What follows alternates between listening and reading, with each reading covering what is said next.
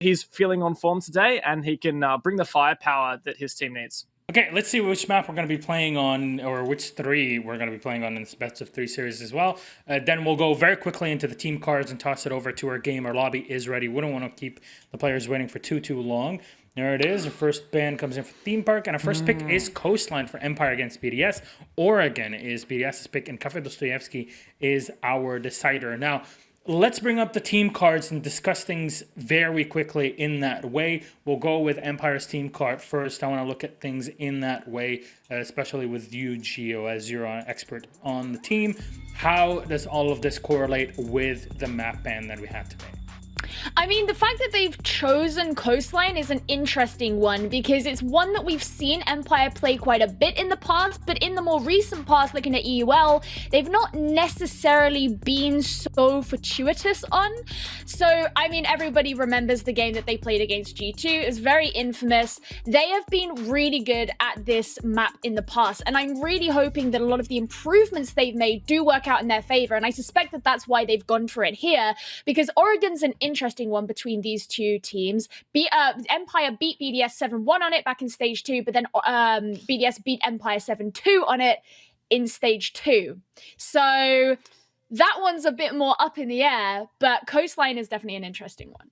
BDS, very quickly, put their team sheet up. I'm sorry, we're going to have to rush through this very quickly. So, James, please fill me in. How does this compare?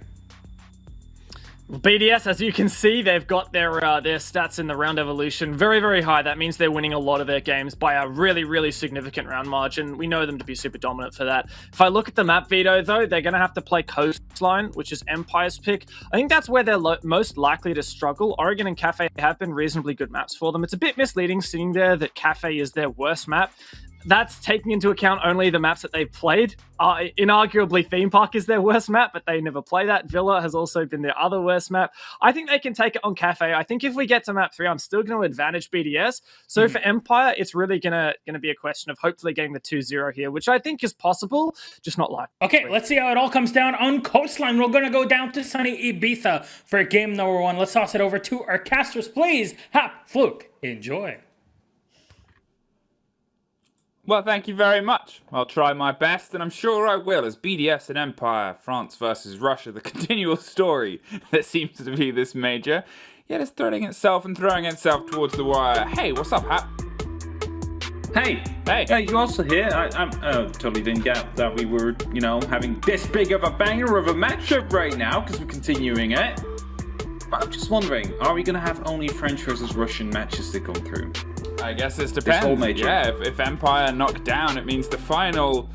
We're guaranteed at least one. We're guaranteed. Oh no, we're not even that. If BDS lose this and then BDS beat VP, it will just be France versus Russia. The entirety. Then it would be. Wow. No, but I don't think they'll lose. I mean, we saw the predictions. Everybody predicted BDS, and to be honest, it's not that crazy a suggestion. They've been very good recently, not just in the run of the major, but across the board. 2, they're a team that is strong right now, and strong teams often put a lot of fear into other teams, and I guess my curiosities are obviously peaked towards Coastline, a map that you don't really see a huge amount because of the aggression that it offers. It breaks a bit of the mold of a gun skill team and kind of pushes them forward towards success, and, well, you're looking at some very good gunners across these two teams. That is definitely it. We all saw the skidographs coming through from Tristan, who showed us how Shaiko was currently performing towards the rest of the world, basically, as a fragger. Oh, he's yeah. Scary. He's basically like Jaeger on the operator performance graphs. It was... But better than that. It was actually crazy. Like, it's not just a difference of him being the best entry and the best kills per round player, fragger in the world or in the regions, but he was so much further away from all of the other dots on the scatter graph. He was middling towards the upper pack in phase 1. Like, he was upper third, maybe even upper 25%. Here, he's a good 20% clear of, I think it was Rampy was second on the board. The man was unstoppable. And he started to pick up yesterday. He didn't have the full guns blazing day that he usually does, but he still had a very good day. For a lot of other players, he had their best day. That's the easiest way of looking at it. And that's kind of the scary thing, right? When Shaiko's a bit quieter than he normally is, he is still a very good player that you will have to deal with. So all you can hope for is that he's having a bad day, because when he has a good day, your team is nowhere getting close to pick up a win. Especially when the likes of Renshiro, Bride, and LMs also pop off. Only missed Rafale now, but you know, we all know that he's capable of putting up these great performances as well every now and then. He's mostly a bit more quiet compared to, for example, Renshiro and Shaiko. But he definitely impact.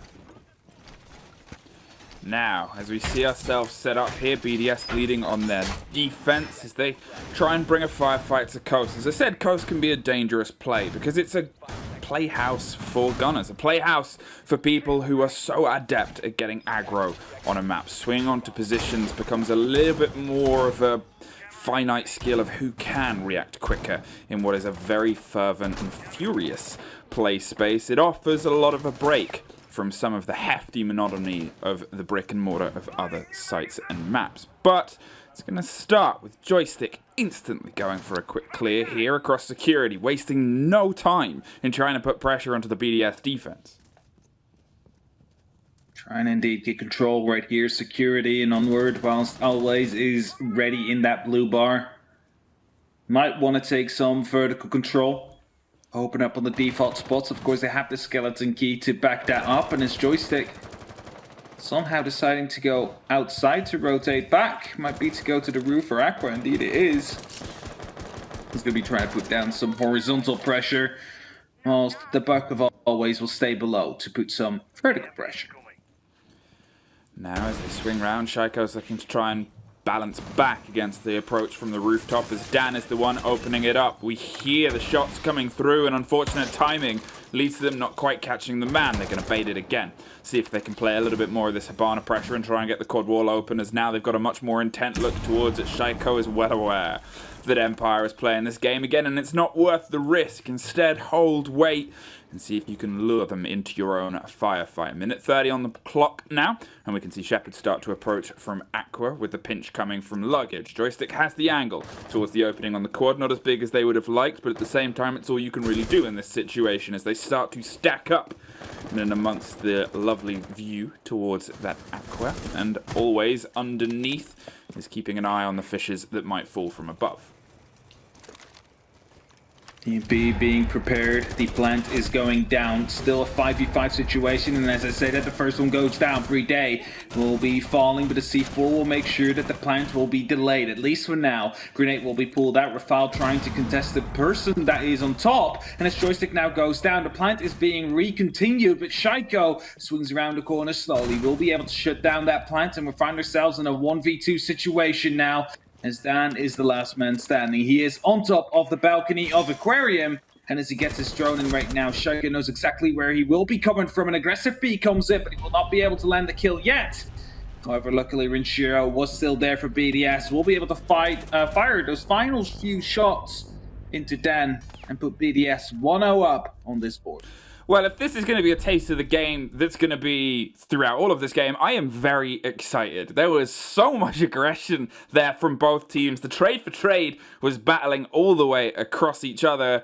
And I think it's going to be that. It's going to be the step-for-step match of, as I said at the beginning, great gunners just gunning, throwing themselves at each other. Sure, the clear was there and the positionings, but you compare that with a lot of other maps where there's a huge amount of utility to get through. There's positions of the shields and burning, and there's less of that. Not to say there's not any of that on this map. Obviously, there's always a bit of that game, but it's less the focus. It's more how sharp you can be when you actually try and jab into your opponents. And there, well, it was blow for blow, coming down one to the wire. Oh boy, I think we got a game on our hands. BDS, you take the first round only just. What's the adaptation we see here? Because Empire started very quick.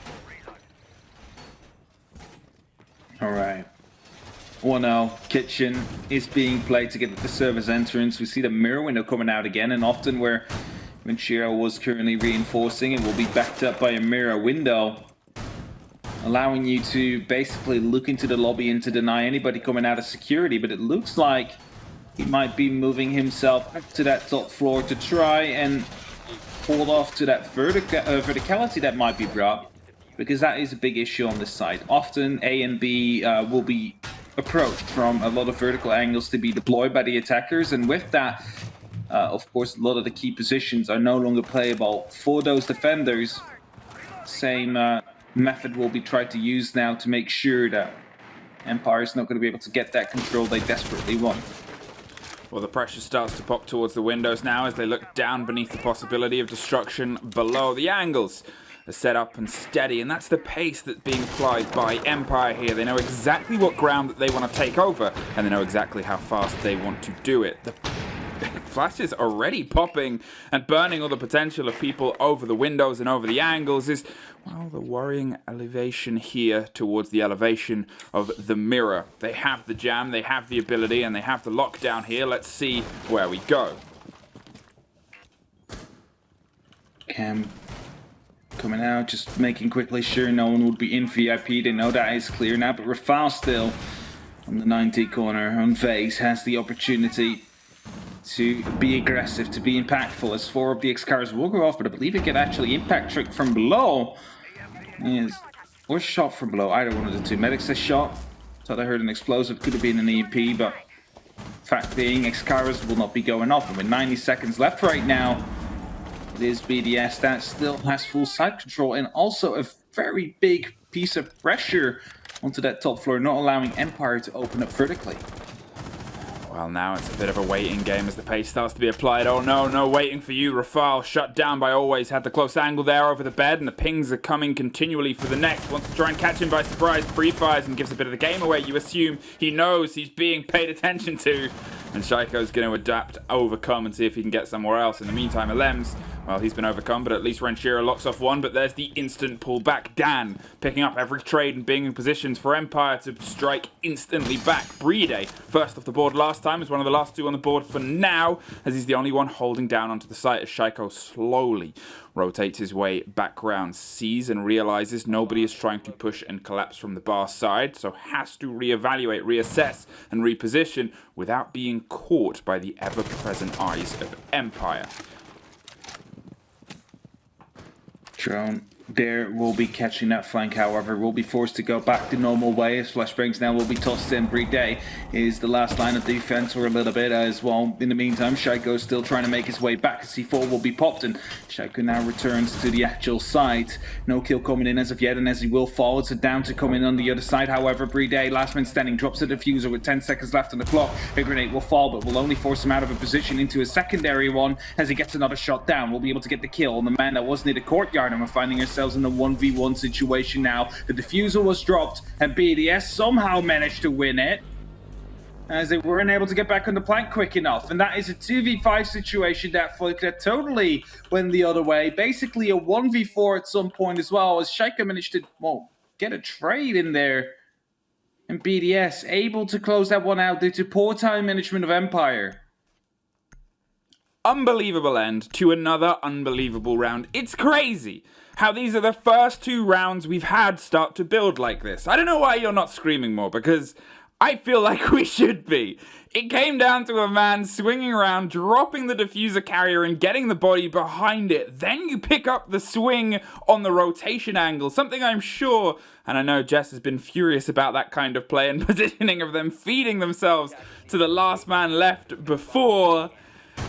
2 in a row for BDS of playing this last second, last moment manic clutches. 2 in a row of Empire seeming so solid in that early game, that collection of information and control of the space towards what was a solid collapse, a solid collection of all the bodies that are on the realm of BDS, and then it trickles away, falls a little bit to the side, and well, BDS, 2 clutches in a row. How long can they keep this up? And can Empire finally find the answer to the end of the puzzle, which is how do you lock off that very final 15 seconds? BDS might have to get warmed up a little bit here, Fluke. They might be, getting into the match, getting into the groove, into the rhythm. Whereas Empire, they seem a little bit more hot, especially in these opening seconds, as you said. But they aren't able to close it out. Maybe some indecision, maybe some well, some doubts in their heads that will prevent them from actually moving in as a unit, because there were multiple 1v1s being given there to BDS to try and clutch that out.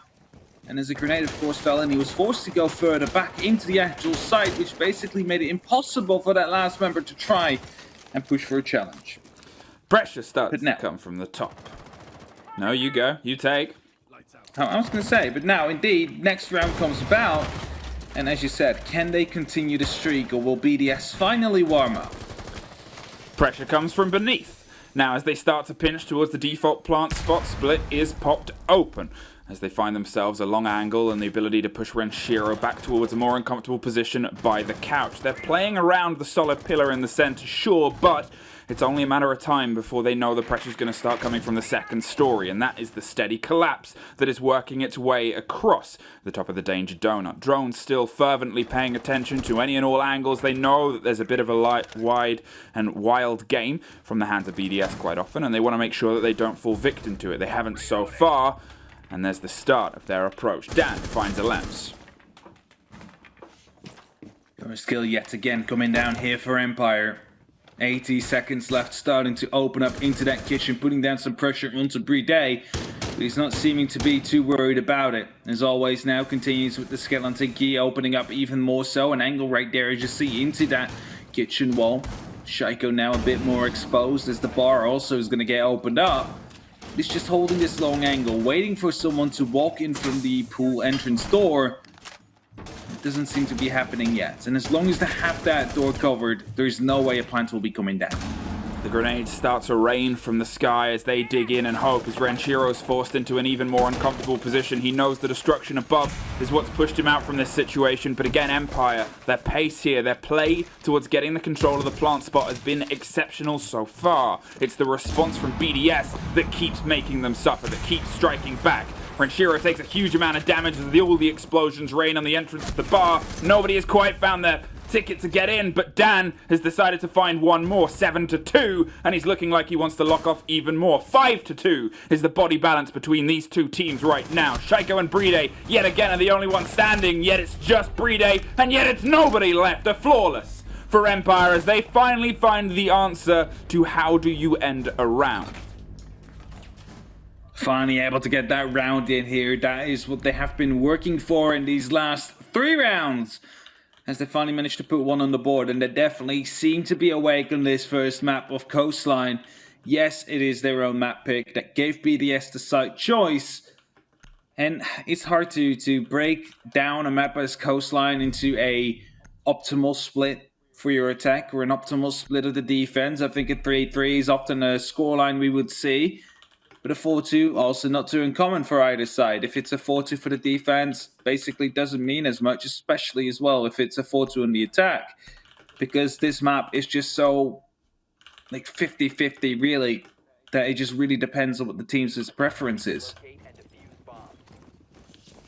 2-1. Empire, can you lock it off here? You've been able to do it once before, and you're a team that so far has been very precise in your play. It has been consistent, and you've, I would say, for all of this, woke up a little bit quicker than BDS have. Okay, BDS have more points, but look at Dan on the other side of the board with a 7-2. He is doing work. Kills haven't been thread as well. A Lems, big utility and useful player, hasn't been able to have the same mark on this game so far that they have before. Sometimes, when it comes down to the push, they're the one that steps up and grabs everybody and puts them back into the headspace of the game.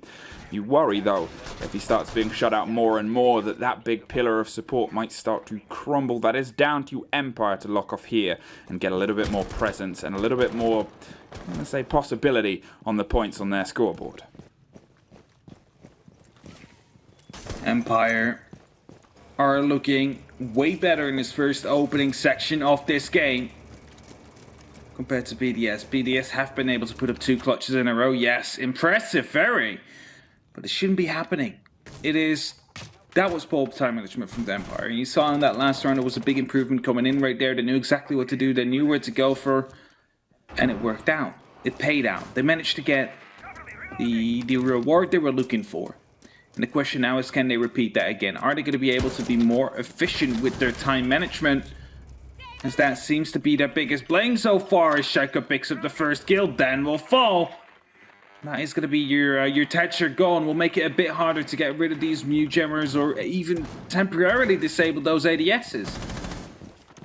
Now, as the approach starts to collapse down, Always has found himself very injured and down off the board as well. Not just the control of those ADSs, but the control of the game and all the bodies of BDS that man has had so far. A very important first pick for a team that was so far struggling to get any of those first confrontations going their favor. They now have to reassess, reevaluate as they start to get rid of all of the claustrophobia around that table. Alems is in a position where he might be able to put some pressure here, but he just has to wait.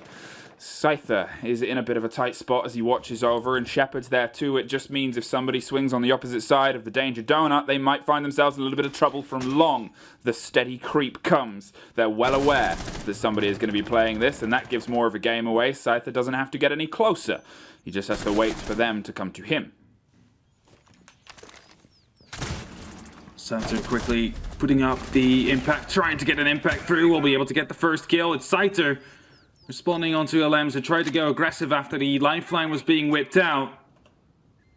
As Empire will be in the lead yet again. The question is, can they keep this up? In the meantime, the plant's already going down as well. It's going to be 45 seconds on the clock soon. C4 was thrown out, but will not be able to take down that plant. The Shepherd going back into the position. Now the upside down rappel will be stopped.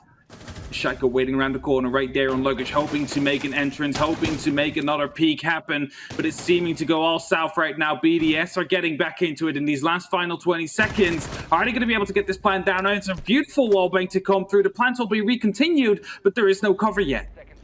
Well, 15 seconds on the clock. You're in a 3 versus 2. You hear the C4 torn and blown, but the cover comes from over the top. Always with a sliver of health finds one, but there's Renshiro getting the man with the diffuser. It's just down to the man on the window. Not much he can do but swing in and get caught by Brede. BDS take their third round, but the first where it hasn't been in a 1 versus 1 situation. Seemed to be going south for them for a little while there, as of course they lost the entry themselves, Empire. They lost the Thatcher early on, but it's quickly being brought back there by BDS, and especially as soon as they tried to push for that plant, it looked really good for Empire up until the moment that Shaiko came around, picked up a kill right there, denied every form of cover that would potentially be there. And that leaves them in a 3v1 lead. This is more of a BDS round that we are used to see from them.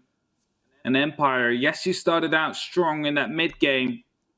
If we forget about the fact that Den got picked up early. But they weren't able to close it out in the end. They tried maybe too hard getting that plant down rather than clearing a little bit more to facilitate it. Back towards the place where probably the biggest clutch happened. Obviously stuck themselves in and stuck a couple of Empire players down in the dirt, but they've guaranteed themselves an even split on the defense. Coast, a place where it used to be the only place with an attacker favored preference and split. Now it's, still pretty heavily in the balance, but BDS have done well to be able to get 3 from the situations that have been presented to them. Can they build up from this? Can they develop that ability to pick apart what happened before? As I said, that removal of Dan early on was a very big blow, both into the slight use of utility that we've seen so far, but also against the big player that has been able to show up and put bodies down for Empire. Again, we see this hold being towards the upper floors, just to get some control, making sure that the verticality is not going to be allowed to be as effective as it was the last time around. You have to remember, many were picked up early there by Empire. We were left in a 2v5 situation, which Brede managed to clutch out one by one, as Empire wasn't moving as a unit. It's the base of every clutch, being able to spot those mistakes of your enemies and working upon them, and Empire now have to make sure that they do not make those same mistakes again. Because otherwise BDS will be able to walk away with this half quite clearly. Because they're already 3 up. One more and they win the half. And put themselves into a advantageous position going over to the second part of this matchup. The question is, will they? Well, here comes the pressure towards the mirror window, getting the second story locked down, which they did very well before. Renshiro suffers, but he's still standing for now, as the angles get tighter and tighter for Shaiko to work with. Is actually Rafal and then Shaiko that gets through a Turo. Oh no. Always present, always there, and always able to put a little bit back into the favor. Find some revenge for how he was left on the window hanging before, and now he's making sure that Shaiko's the one that's hung out to dry this time round. Alems is taking a new role throughout this situation. Picked up the vigil and playing on the far side, trying to adapt his game. He knows he hasn't had the best start to this, so he knows he's got to try and find something else he can bring to the firefight. As it starts to fire down, they find themselves fighting for a bit of space and a breath of fresh air on the site itself. The diffuser makes its way steadily towards the default plant spot as they start to pop it over. The flashes pop over the shoulder too to cover any of the angles. Brede from below gets the man above, but we're in a post-plant situation for the first time today. Yeah, but suddenly turns all around again. It's Shepard right here to pick up one kill at least to start things off, but we're in a 2v2 situation now. Alems gets taken down as well, and sight to finish it off. Empire will be able to win round number 5. This time, no clutch for BDS to be in the making. They will lock this one out at least, keep in control a little bit, doing some damage control of the BDS that is able to claw themselves back into a round time and time again. And Empire now managing to pick up their second is quite important. And they really need to go for a third right here, as they are the, well, maybe underdogs in this matchup here. Everybody expects BDS to just roll over them. And Empire will have to prove that that will not be the case.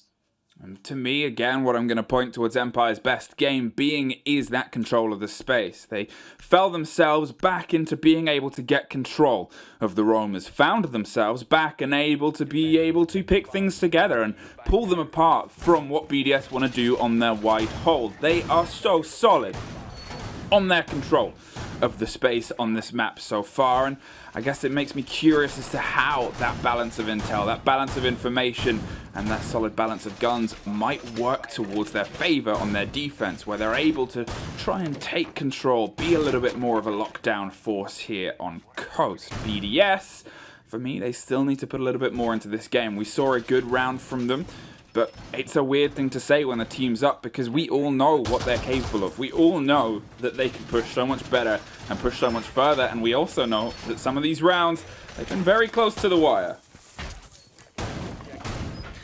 Yeah, but those rounds do make a difference in the end, Fluke. Those are the rounds that you need to pull your way if you want to be winning these kind of matchups, and especially if we are going to scores that are 8-7 or 7-8, one of those rounds could be the difference maker at that moment in time.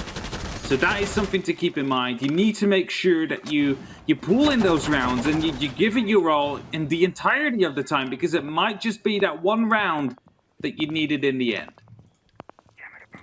Well, the slow, steady pulse from beneath is going to try and catch on to the game that Empire do. The top heavy clear. They're finally finding a way to approach the reproach of it, and that's to meet them quicker. Meet them before they start to do their collapse towards the projector or across that side towards the 90 corner.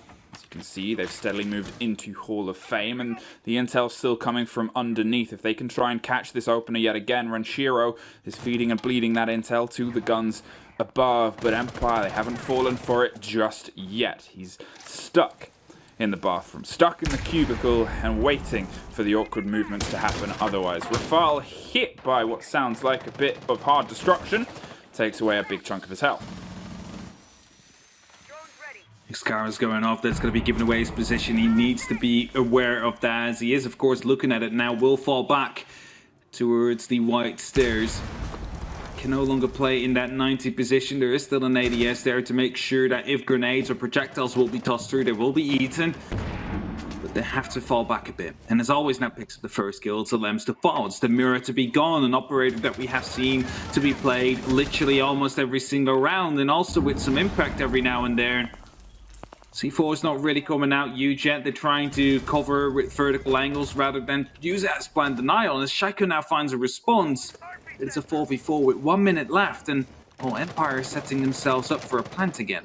The Buck's gone. The Buck's been a bit of a big part of the hold on the second story. They've able to shut off the rotation and the angle, so somebody else is going to have to fulfill that quota. Joystick can't quite find purchase against Renshiro, who's still inside the bathroom and still getting that intel. They haven't been able to really get a handle and a hold onto the BDS roam for the first time in a while. There's still very aggressive positions being held. They opted for something different, but hey, thanks for opening that for me with the C4. Blown and gone. And unfortunately, no one was caught. Shaiko rotates back just as Rafal gets caught on the second story, and that is now all the BDS players down in and amongst the site. He's getting aggro to the door, hoping they don't read that he's been able to get to this position, and hoping that they don't know he's been able to get this aggressive. But he doesn't know that Joystick's got even more aggressive inside the site, but gets caught by the man who is pulsed behind him. There's now 2 quick pickups as the trade starts to come from above. Dan finds himself in a tricky situation, but they find themselves in a worse one as BDS lock off the round.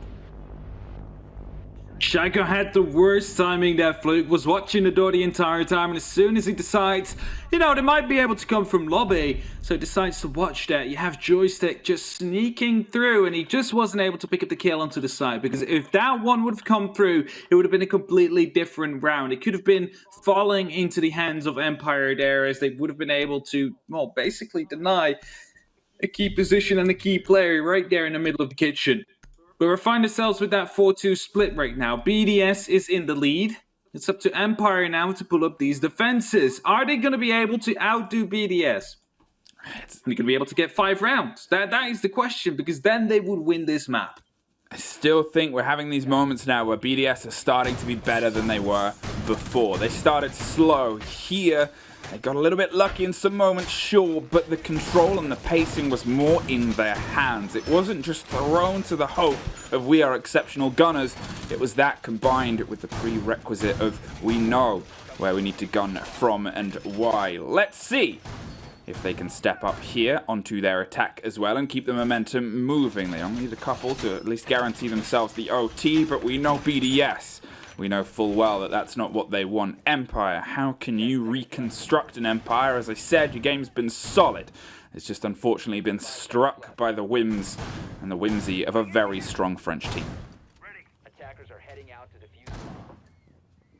Very much everywhere. A couple of vertical holes being created, one behind the pool table. Seems like maybe one in default spot as well, and that indicates the fact that we might see one of the Empire players dropping down later on in the round. That will be done to try and deny default plant spot to come through, or to deny any aggressive push that would be going over that pool table to be stopped as well, because that is often what you see. As soon as we end up in those latter stages of the round and they're deciding to go for kills rather than for the plant, 1 or 2 members will be jumping up and around that pool table trying to go for the kills. And as we have a beautiful C4 right there, it's Renshiro to be blown back to the ground.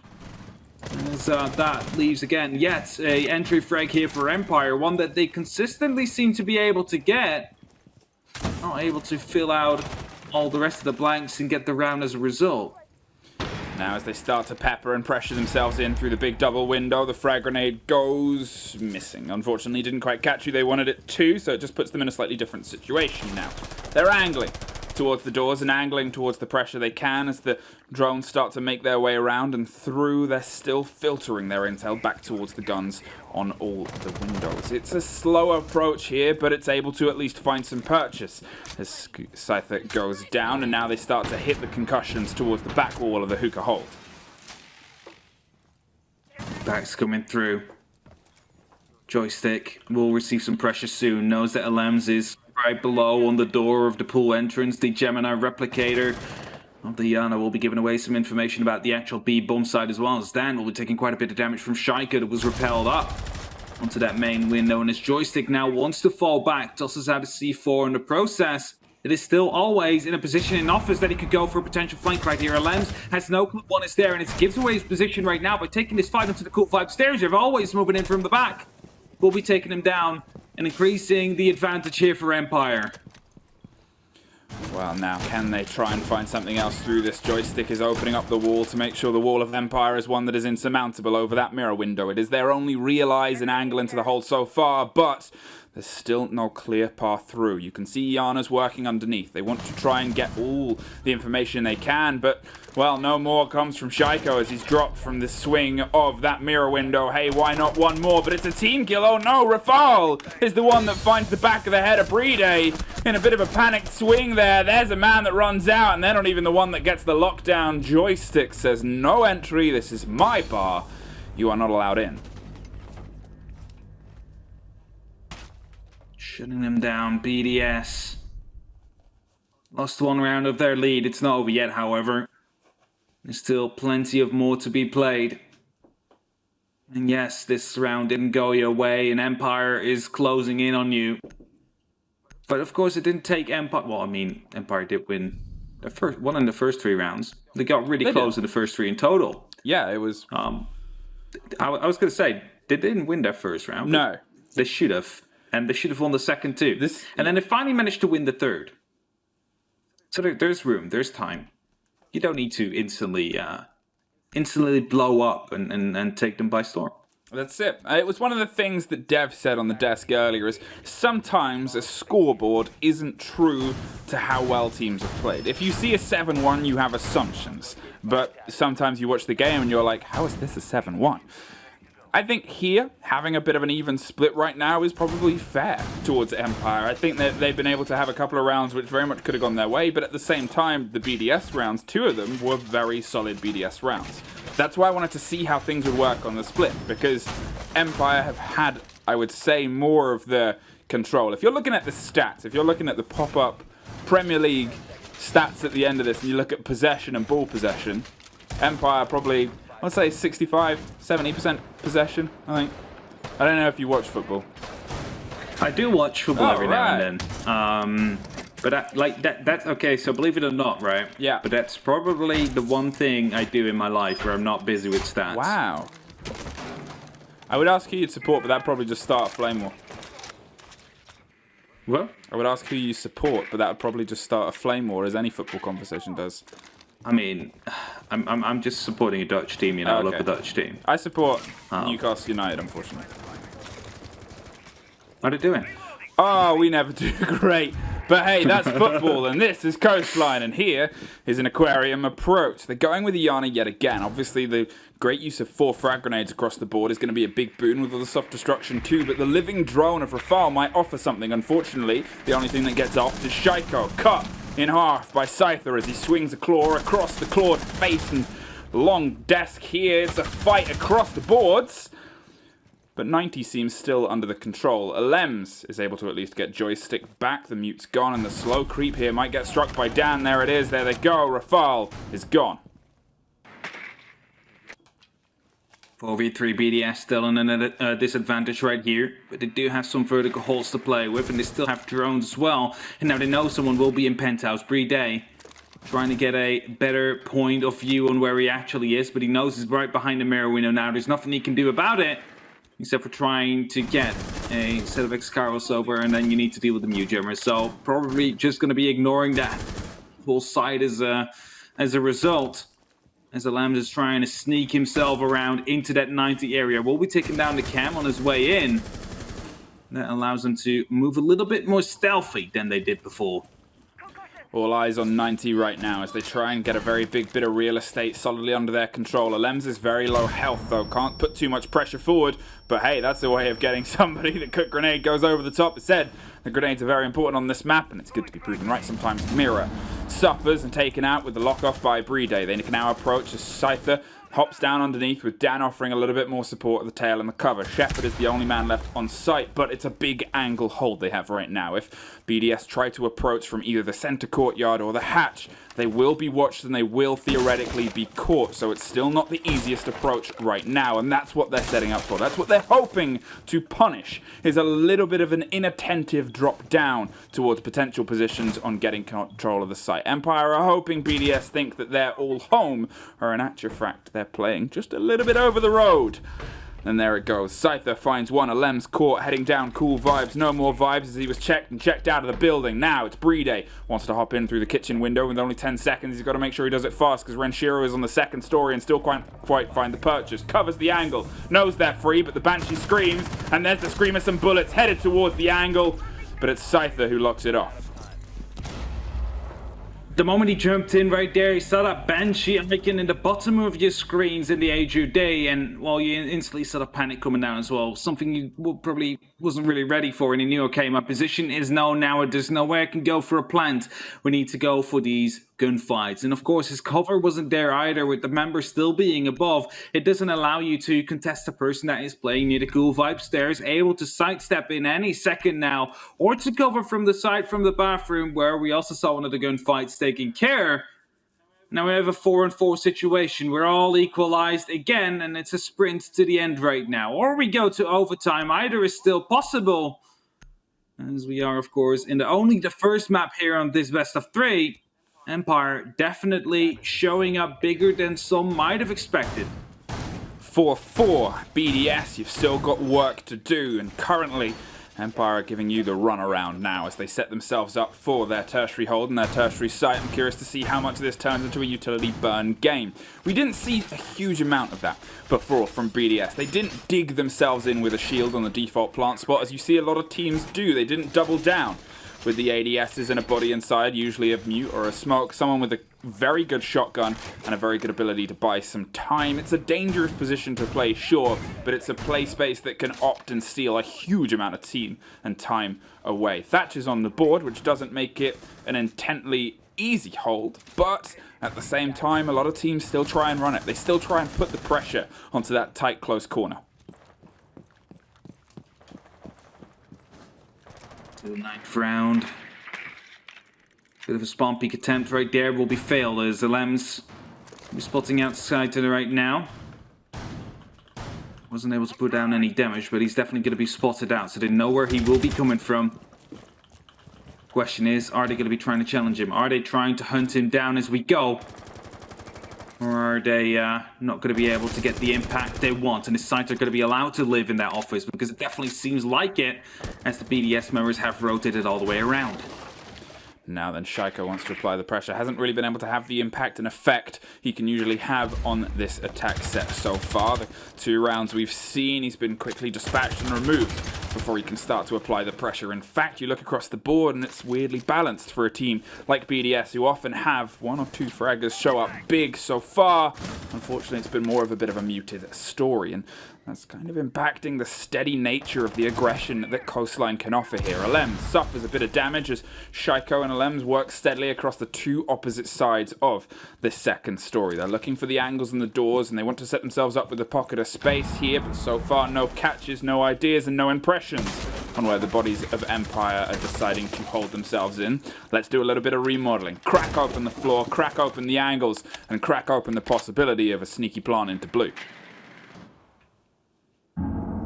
Again, Rafal holding the stairs, making sure no flank will be coming through. Alem's doing the same thing now as he decides to go on his drone, hunting for some information, hunting for the player positions of Empire, so BDS is going to be able to set themselves up to try and deal with those.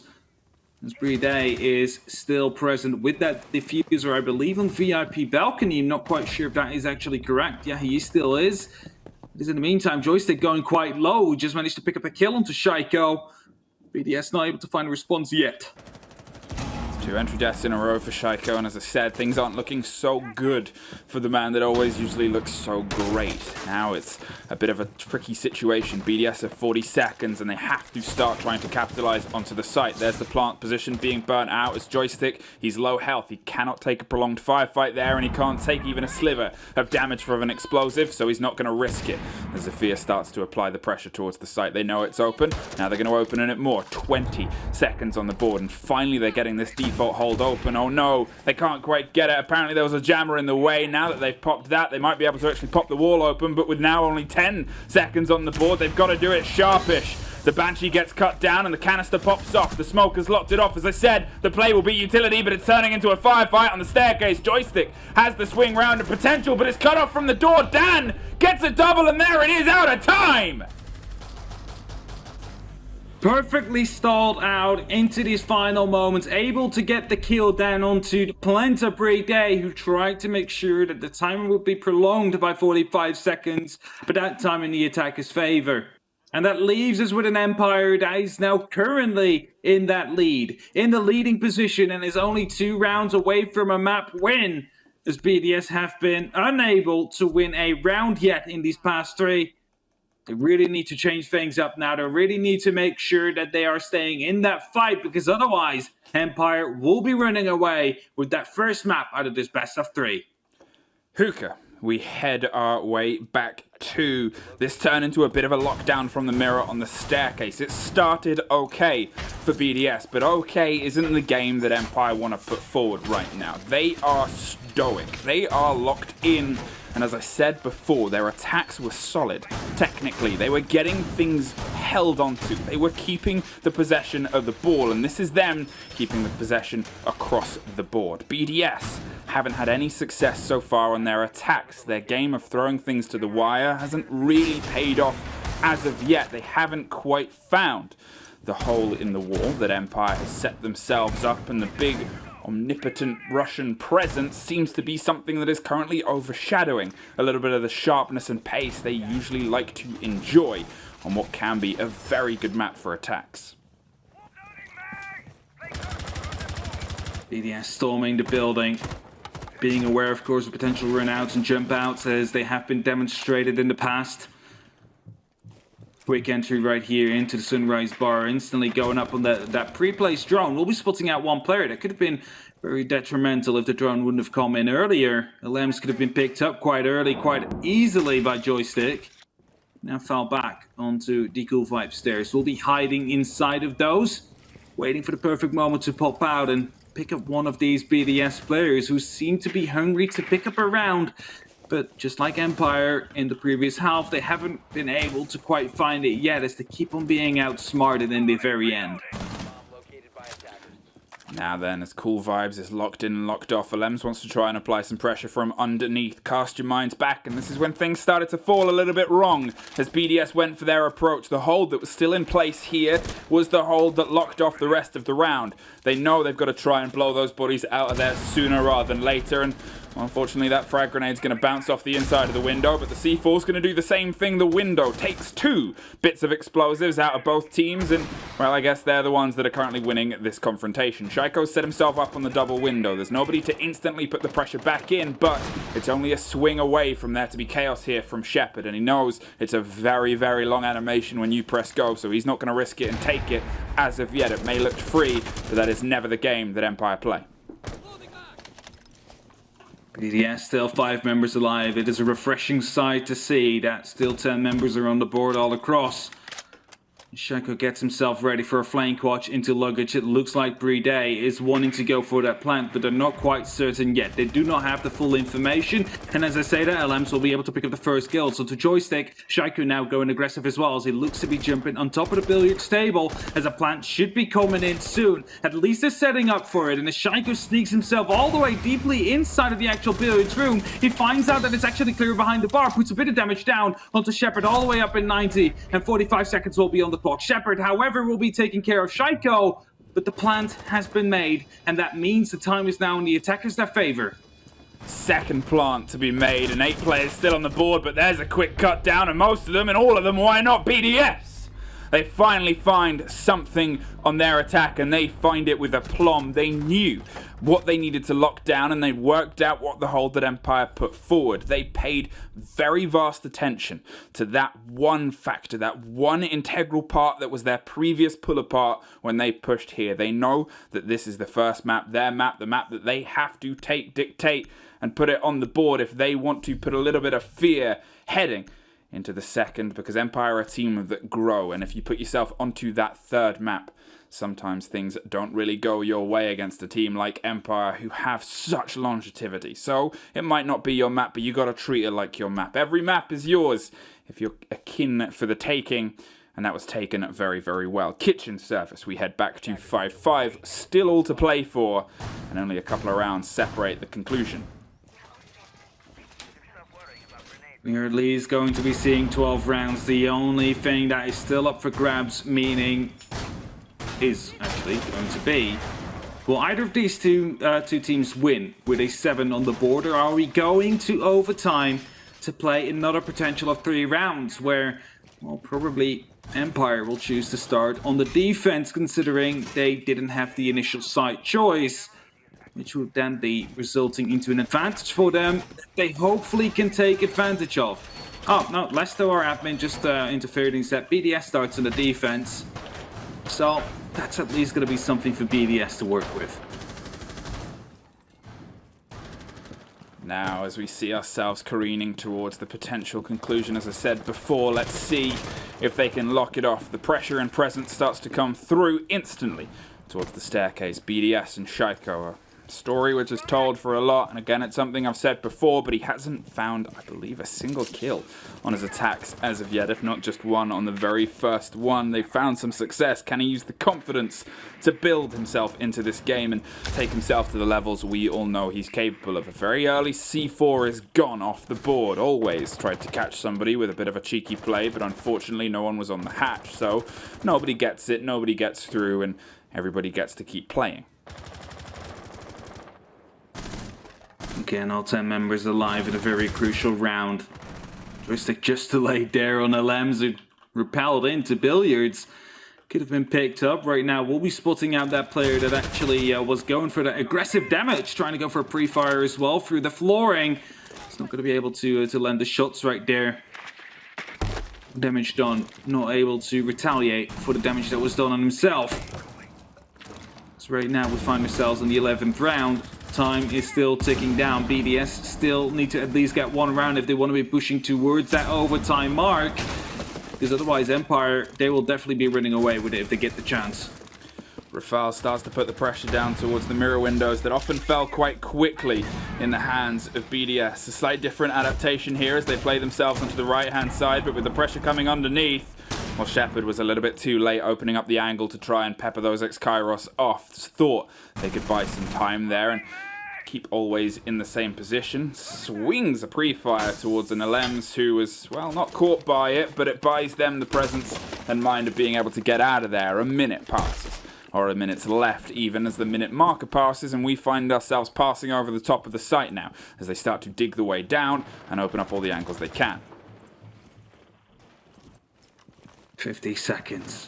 LMs hoping to make an impact, but will be taken down from the blue bar, and that gives Empire the advantage that they need to potentially elevate this one, catapult this one round into a lead for them. But Richiro will be able to find a response from a vertical angle made earlier up in that round, but we only have 30 seconds left right now. 30 seconds where BDS need to find these final 4 of Empire if they want to be able to put themselves at least in an overtime position. Otherwise, they will be fighting that hill up climb, and as Shaiko will be jumping through the courtyard, he's trying to make Shaiko things happen. Peeks to the right, but will be instantly picked up by Always. Empire now will be leading even more so, and with 13 seconds left, Bride yet again finds himself at the kitchen window. A reply will be found, and Bride will be jumping in, taking a little bit of damage with the smoke canister, but has to push for a plant, and as Always takes down the cover for that is named Rafal. Bride will fall as well, and then we'll close it out in the end, and it's Empire to win round number 11.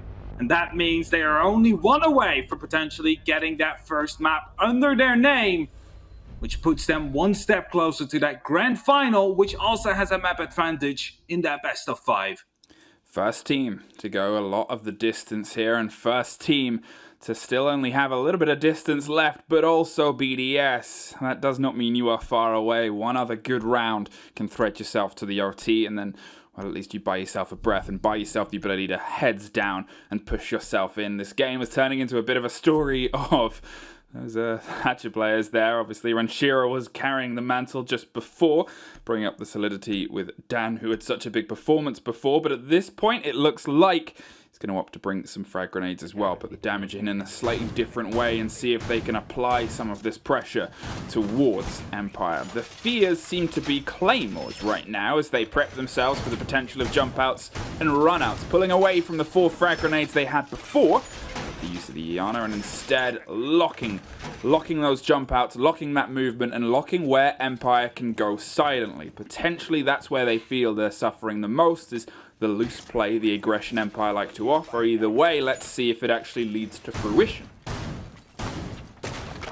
Empire definitely have been leading this half with a lot more confidence than BDS had in their defenses, as those were coming down to very close clutch situations time and time again, and Empire just on their defense seem a lot more confident, able to put up these rounds with a lot more differences. As BDS now will charge onto the building for maybe the final time. They also know they need a win here. They need to win this round if they want to get that first map on their name. Peppering bullets towards the door, a word I say too much, but let's try and say it less now as we start to see if the seasoning that's done on the site is actually good enough, or if they need to start trying to add a little bit more. Maybe try and dance a different dance with the foodstuffs, and the first is going to be a quick pace there. Look at all of that utility gone, my word, BDS. The pace has improved tenfold. They cleared out all of the hold that otherwise completely cost them about 2 minutes 30 before, and Shaiko is firing down on Dan. Screw Pepper. I think what they're playing with right now is time, and they're making it work and making it look delicious. Scyther is on the long angle there, deep in the office, and is putting his pressure all the way across towards the site of the plant. Now they have an idea. They have an impression of where they're going to try and dig themselves in, and Shaiko is going to try and do Shaiko things. Dig in, swing round, and get a kill. But unfortunately, always is the presence on the second story right now. He is in a very key position, just like basically both the other members right here of Empire. One covers out the office, which is the direct access to the blue bar. That is Scyther, and you have Shepard playing in that sunrise bar. He is the last line of defense for a potential rushed plant to come through. If he manages to get these downs in, they will be able to potentially win that round on the base of time. And as right now we see the EMPs being thrown out, that means that the ADSs will be temporarily disabled, allows for potential flashbangs to go through. There goes the plant, but there goes a smoke canister. Which one will be done first? It looks like it will be the diffuser, as Brede will go down right after. Lees is in a 3v3 after plant though, and as Shaiko now jumps over the bar and will be taken down. It seems like Empire are bringing it back, as Scyther gets the final kill. It is Empire to get that first map under their name, as they are quite content with it, with a few smiles on their face. Look at that spread of cameras. Look at that. A bit of relief you can see on the faces of Team Empire there as they take a moment, take a stretch, and take a bit of air, because BDS put up a heck of a fight on a strong map and took it all the way, and they know that that is the expectation for all of them. But if they can just take one more, if they can push BDS down to the lower bracket, and if they can guarantee themselves that one map advantage heading in to the best of 5 final tomorrow, well, that might be the difference maker against the BDS.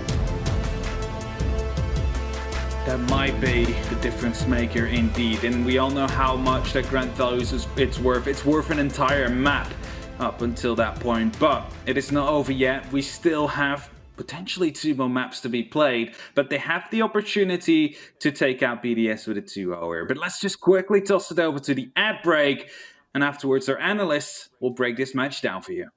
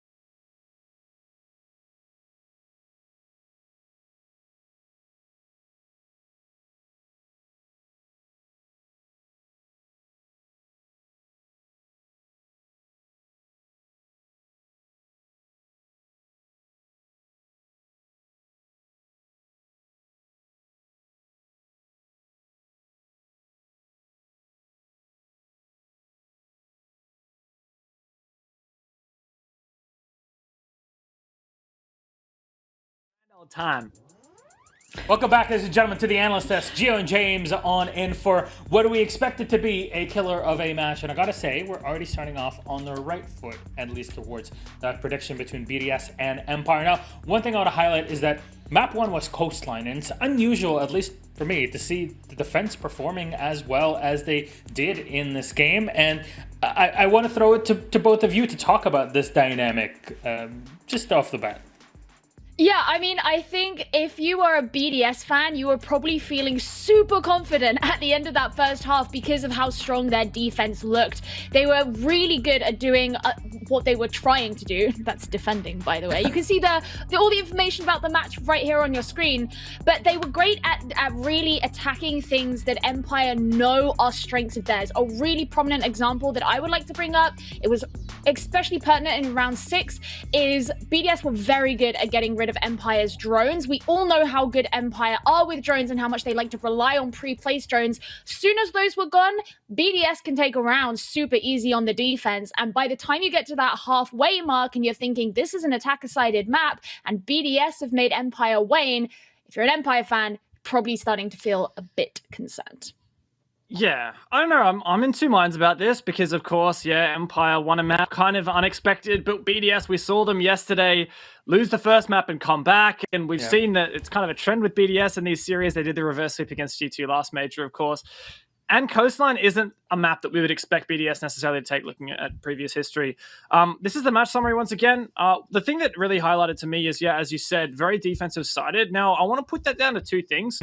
Firstly, BDS had some really, really good defenses. Their Plantanal and just general anchoring was really, really strong. Even though Empire was executing really, really early in the round, we saw 2 rounds where they executed with more than a minute left. And BDS actually was one out of those 2 rounds and was really good at mostly Plantanal. Good C4s in particular. There was one on Hookah.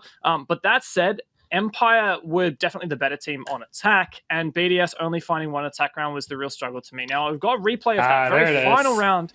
Yes, I love the replays. This is awesome. This is so good. Yeah, BDS, this is only great. 2 out of the 12 rounds, they found the opening kill. This is one of those rounds, 5v3 by all rights. You think, all right, BDS, they've got so much time to execute. They've cleared out Sunrise, 1 minute 15, but look at this collapse. BDS decides to stick the plant through the gas. He knows he's going to die here, but even in a 3v3, you think, right, BDS win this. Empire retake. Amazing stuff. I think Shaiko got a bit too aggressive there, and then, well, Empire cleaned up house. But this makes me think about something we heard from BDS yesterday, and when Alem's in his interviews, when they lost so many retakes against Virtus Pro, and Alem said, in these post-plant scenarios on Oregon, we were playing too passive. Yeah. We weren't having the confidence to take gunfights. What's funny is I think the opposite happened here. I think they played too aggressive in the post-plant, and they let Joystick and the rest of Empire get too many 1v1s. I mean, you say something that was spoken about yesterday. Something that was spoken about yesterday that I want to bring back into the conversation is Shepard. He was a player who we said really wasn't showing up yesterday, especially not compared to what we all know him to be. He's been rather exalted over the course of the last year and a half. And today he actually looks so much better. And I think part of that is not just because of him, but also the way that Empire was setting up a lot of their supporting setups, I suppose, for both on the defense and on the attack. For example, when they were attacking and you saw Shepard planting in somewhere like Billiards, you would have always down below, and he was providing vertical support. In fact, vertical support was something that Empire were doing quite a bit in this map. And so that allowed those support players like Shepard to actually show up significantly more.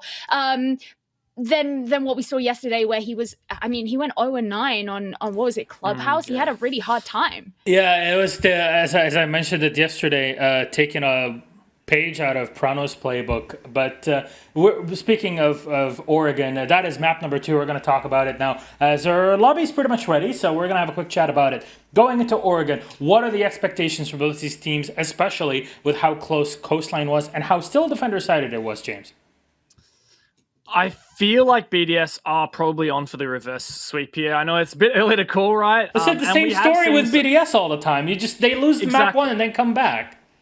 Exactly. Like, BDS are always prepared to lose their opponent's map. That's one thing that makes them so strong, is they're in it for the long game. That said, they only barely won over Virtus Pro in a 7-8 just yesterday on Oregon. And keep in mind that they actually really struggled on their attacks, only copying 3 at the half. And I think that was one of the problems for them. And so I'm hoping to see Empire come with a bit of gusto. It's a common ban for them, Oregon, so I think it's going to be really tough. But look, we may have to settle this on Cafe.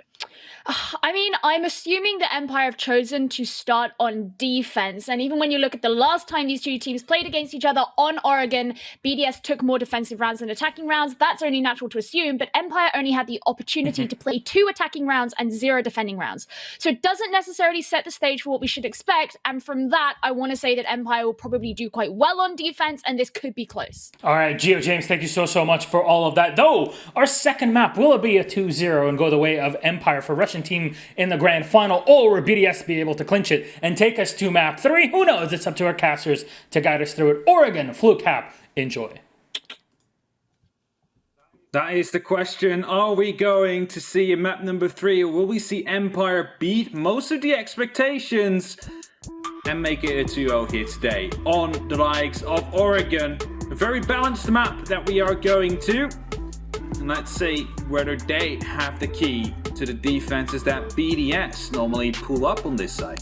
Yeah, Oregon, well, look at the social vote. It's setting itself up for the play here. 72% into the favor of BDS. And I'm wondering if this was done before or after the previous map we saw. But either way, you know it was probably a heck of a team talk in the BDS camp to pull themselves back into this fight. Let's see how it sets itself up and sets itself going. As we said, Oregon, it's a good balanced map. A lot of possibilities for more of these defense rounds to rack up, and obviously that seemed to be the story before, where the defense was able to be a bit of a boon and bonus for BDS. It let things fall a little bit into their favor in some of the early rounds that otherwise wouldn't and potentially shouldn't have if they hadn't have had some plucky players. Is this going to be an unfortunately similar story, or have they again working themselves up into a little bit more of a push here? The map being banned out, it's often an operator you see being used to create these small lines of sight. And as we now see the ace also to be removed by BDS, that proves to be a very, very interesting defense to come up. Or rather, attack. Because it's going to be hard to open up these walls, hard to open up these angles that you normally want to go for. We might see a Termite coming back to the main lineup here, joined of course by a Hibana, and as the Mirror and Wamai get banned as well. Oh, actually BDS not banning Wamai and leaving it over to Empire to go for it. That might not have been something they were accounting for.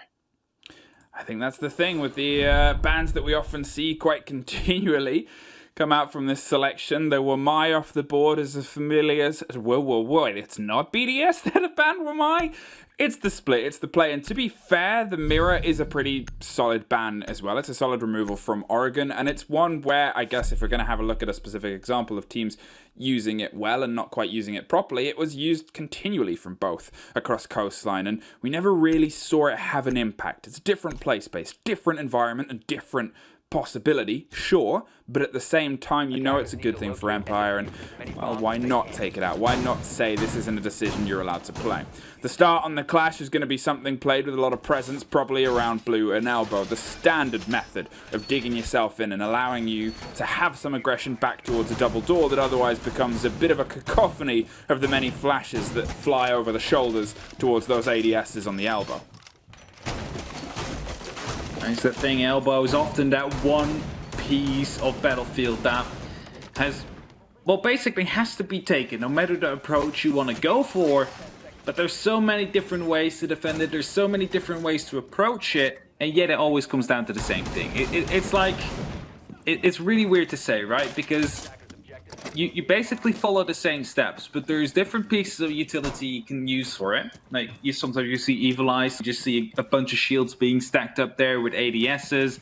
And now you see the Melusi Banshee to be used, together with, of course, the ADSs, to slow down any attacker to be moving in. And you combine that with a Clash that will be slowing them down with the CCE shield as well. And it allows you to peek from both elbow and from the actual door in Boiler Room to get two angles at the same time.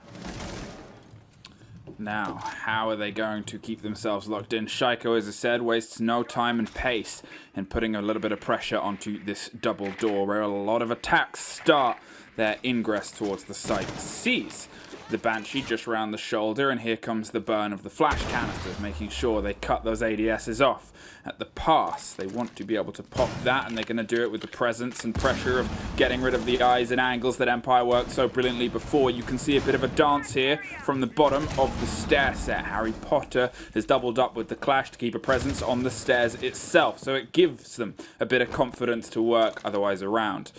The pressure's still coming in hot and heavy though. Alems has the tower, and they have an idea of the body there that's ready to swing onto them as soon as it starts to hear the presence of the Banshee. We're going to see a Jaeger swing around the corner, but always he's dancing a very dangerous dance. Now that the Clash is in a slightly different position as well, it means that the stairs of Alems might become a bigger presence and pressure. Always put some bullets round and pulls themselves away, but everybody is currently stacked up on this single double door, and we're about to have a very concentrated fight. And there's not much time left either, and most of the BDS members find themselves here in the construction side, except for Alems, who's at the top of the big tower and will be moving down soon. There's a smoke innocent now, chipping away some of the HP that Shaiko had. And as the Clash of Scyther is now going aggressive, it is Dan to try and follow up on that as well, going aggressive near that elbow area before he fell back right behind the shield. They're stacking up now. They're going in from two sides at the same time. Dan will be able to pick up one, going for two. Always in the meantime will be able to pick up two as well. And it leaves it all over to Alems, but it's not going to be happening. It's a flawless round for Empire, finished off by the ACS of Joystick rather than the Alda. Of course, with the new Slug Grounds, a beautiful weapon with a beautiful sound. It's Easy's favorite weapon, is it not? It is actually, yes. He really enjoys playing around with it. I don't think he's observing this. I think we've got medics. It is. Medics. Yeah, he said, It is our meme lord. At one point, I do want production to put Medics' audio through so everybody can hear the stupid stuff he says delicately into our ears. Now, though, that's a later thing. Kids' dorms. Dorms main hall. We had a standard, steady rotation. Not doing the Virtus Pro play where they opted yesterday to, well, play more offsites. They didn't touch dorms at all. They just kind of left it as is, but this is a slightly different Russian story. They've opted for another tale as they set themselves up here on the second story. Empire are able to win that first round without any issues, really, as they managed to slow down BDS just enough that they really had no other choice than to move in with 4 people at the same time into the crossfire that was being set up and being generated throughout those entire 2 minutes and 30 seconds right beforehand. As we are now going up to that top floor, it's a little bit more of a versatile side. There's more ways to actually approach it. You don't necessarily need to have one room under control if you want to push. However, we do often see the attic to be taken under control by the attackers, and you often see the master bedroom wall to be opened up as well. That allows you 2 big angles to play from, and it allows you as well as an attacker to just run through and get in that safe corner right next to the football table to get that plan in. So that is often what you do see coming out of this site, but there is definitely other options. For example, Tempera gave us a good example during a G2 game where they jumped in from the main window, they jumped in from the white stairs, and then suddenly the Amaru came up in the kids' window. Plants come through, and nothing that G2 could do. Well, Shaiko, a player who didn't really have an impact last time round as attack, is looking to try and apply the pace and make sure he has one this time round. Obviously, technically nobody from BDS had an impact on the previous one, as it was a flawless for Empire, but here yet again they've capitalized on the pressure on the space very quickly. Did their drone work on the external and gone, well, this is where they're at and this is what we need to put the pressure on early. The bullets come through the wall. Soft pre-fire seems to be the name of the game as Empire keep angles and keep a lockdown. Shaiko goes for a rotation and keeps the drone in that position as it starts to steady its way towards Scyther, who is now just pulling slightly further in and tucking behind the fridge in the center and the core of the kitchen itself. They have a bit of an extension and escape if they need to take it, but the worry is this. All the guns of BDS are stacking up either side and angles with an aggressive hug. They seem to find, well, at least the first fight, but it doesn't go their way. Scyther is able to lock it down and always gets one more, and there's a swing on a corridor for a second as the man down white stairs acted as a distraction for the man to pop out of the servers and get one more. Pre-Day stuck here in the meeting, knows that one is still in kitchen, tries to go for the gunfight, but will not be able to put the damage down yet. Rafal in the meantime, however, is going to be able to take down Always, and that brings it back a little bit into the favor of BDS, but still nowhere near close where they want to be for this round. As it looks like Empire might be able to cruise away with this one. Some drones will be sent in for assistance to try and find out whether the player is still in his security or kitchen, but it will find out that he's long gone and long back to site. But now BDS will have to go as well.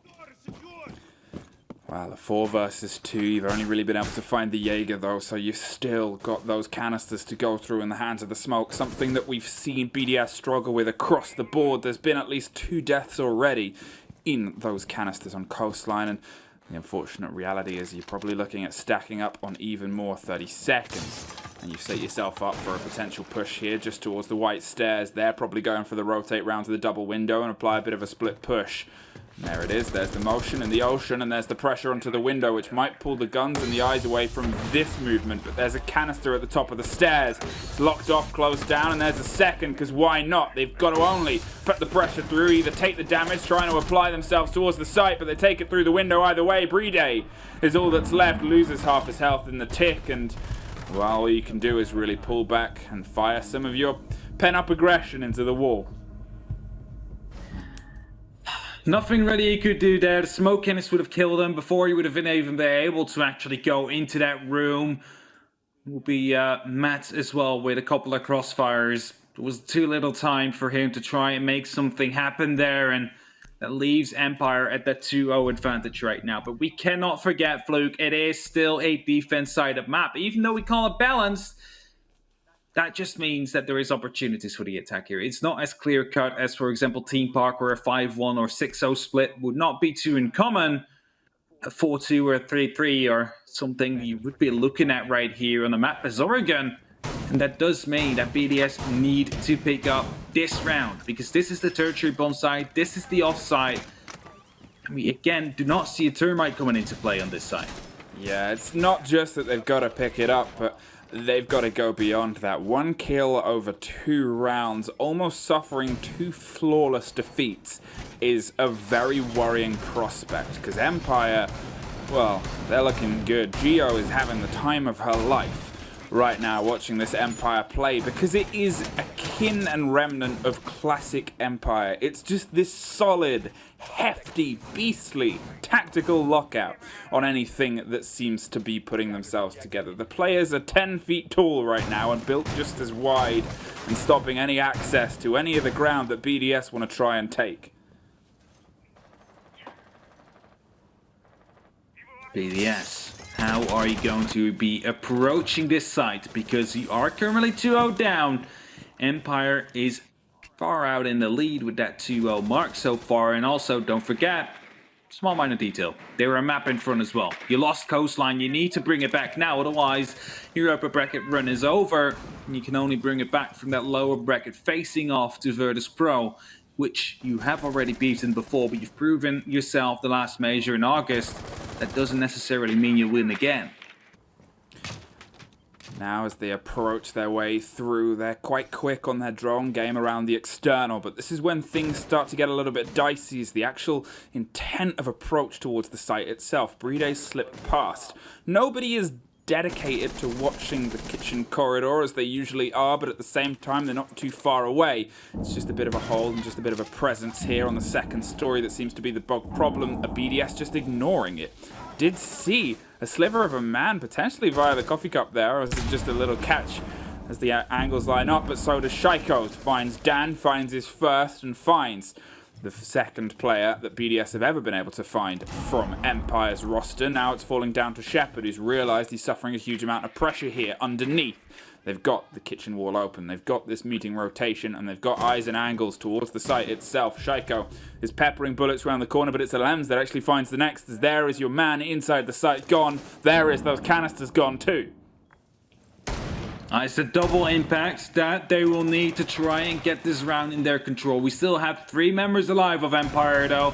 2 of them being on the top floor, 1 of them being around those white stairs area. As always, picks up a beautiful kill. Lems will fall. And Saito right now will be able to shoot the back of Shaiko as well. Bride in the meantime, however, is going for that plant, and they will have no clue that it's going down. They will be able to go for the refrag, however, as always will be able to get that kill. Another one will be coming in, and suddenly it's all up to Renshiro now. Surely not again. They will be able to lose this, well, after plant situation where they managed to get the diffuser down, but just won't be able to recover from it. And as it turns into a 1v1, it's all up to Renshiro now, but Joystick was already heading down with that defuser. Grenade will be tossed in, and that means Joystick needs to go aggressive. Will be coming out with that pistol. Keep that in mind as he swings across the corner. It is Renshiro that picks up on that final kill, meaning that BDS are able to pick up their first round. But it almost went back into the way of Empire yet again, as that after plant went really wrong really quickly. This is one of the things that it feels like we've been missing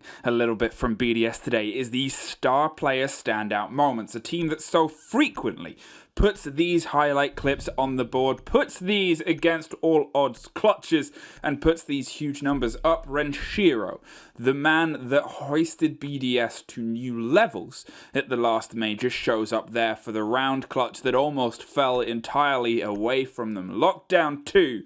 Inside Zulu, and the frag grenade play to keep that in pocket and just keep the man off diffuser.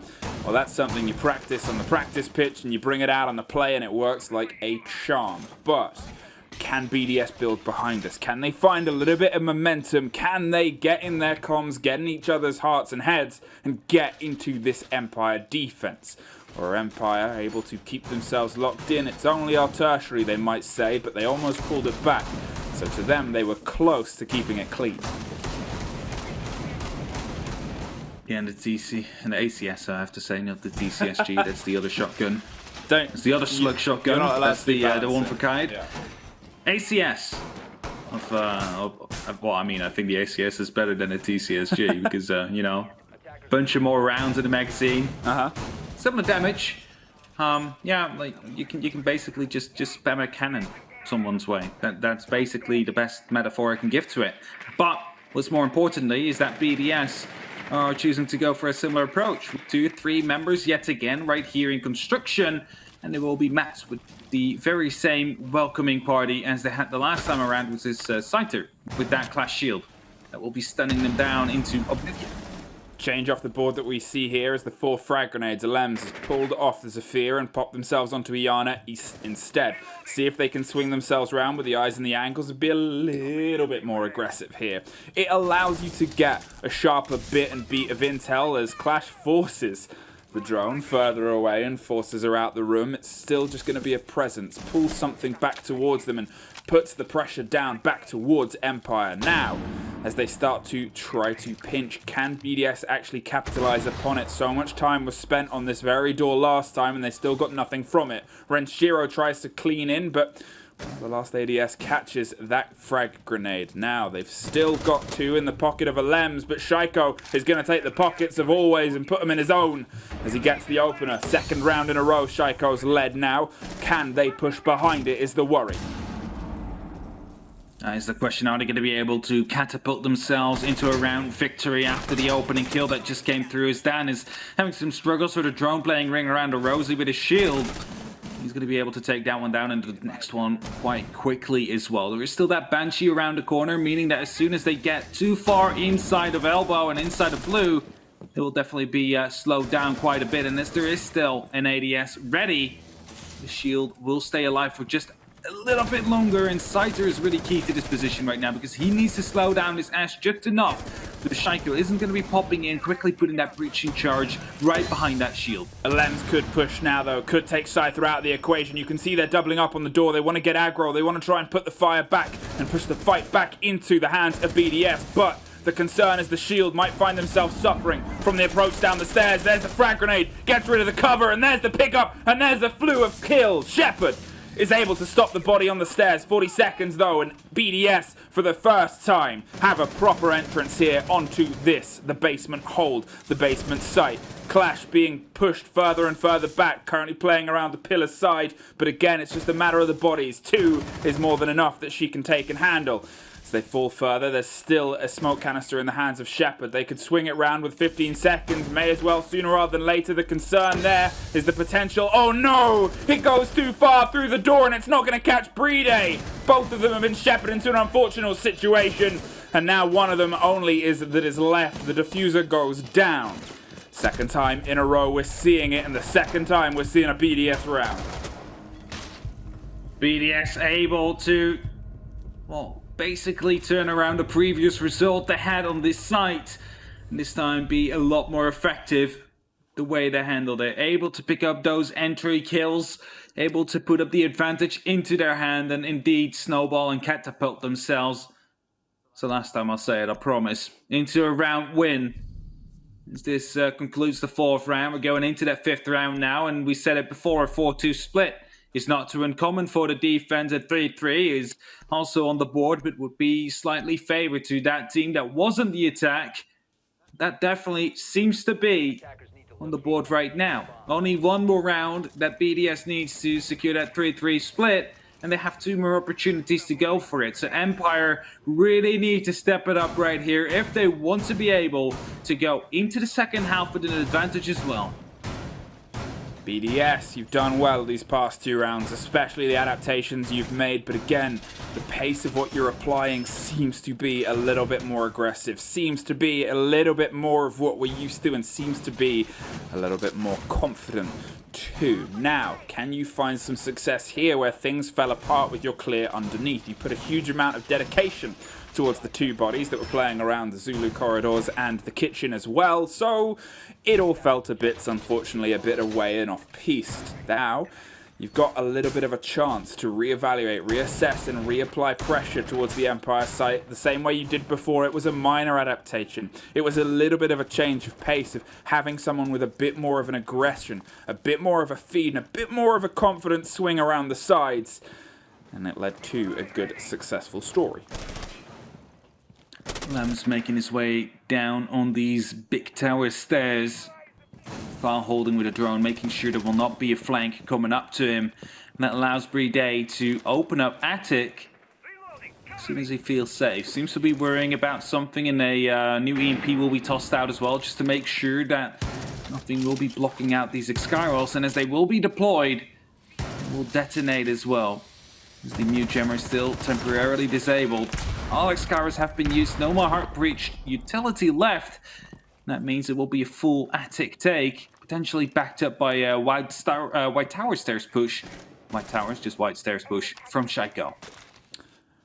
Well, Shaiko now is the only real body here on this side. That's the adaptation that we're seeing so far, and I guess they're putting more focus towards attic, towards the big bits of ground they need to control before they can then apply the pressure down on the White Stairs itself. And Shaiko held down and held firm, sure, but with a frag grenade rolling over it, it looks like it took out something else. It doesn't quite catch the body. Dan has an ADS. I believe there was still one ticking beforehand. There it is, just under the lip, as they have some support, some safety, and something to protect themselves from the long-thrown frag grenades here. But at this point, BDS, they're putting their attention somewhere else, leaving Alems to focus on this singular firefight and saying, well, let's try and do what we need to do here, the double window.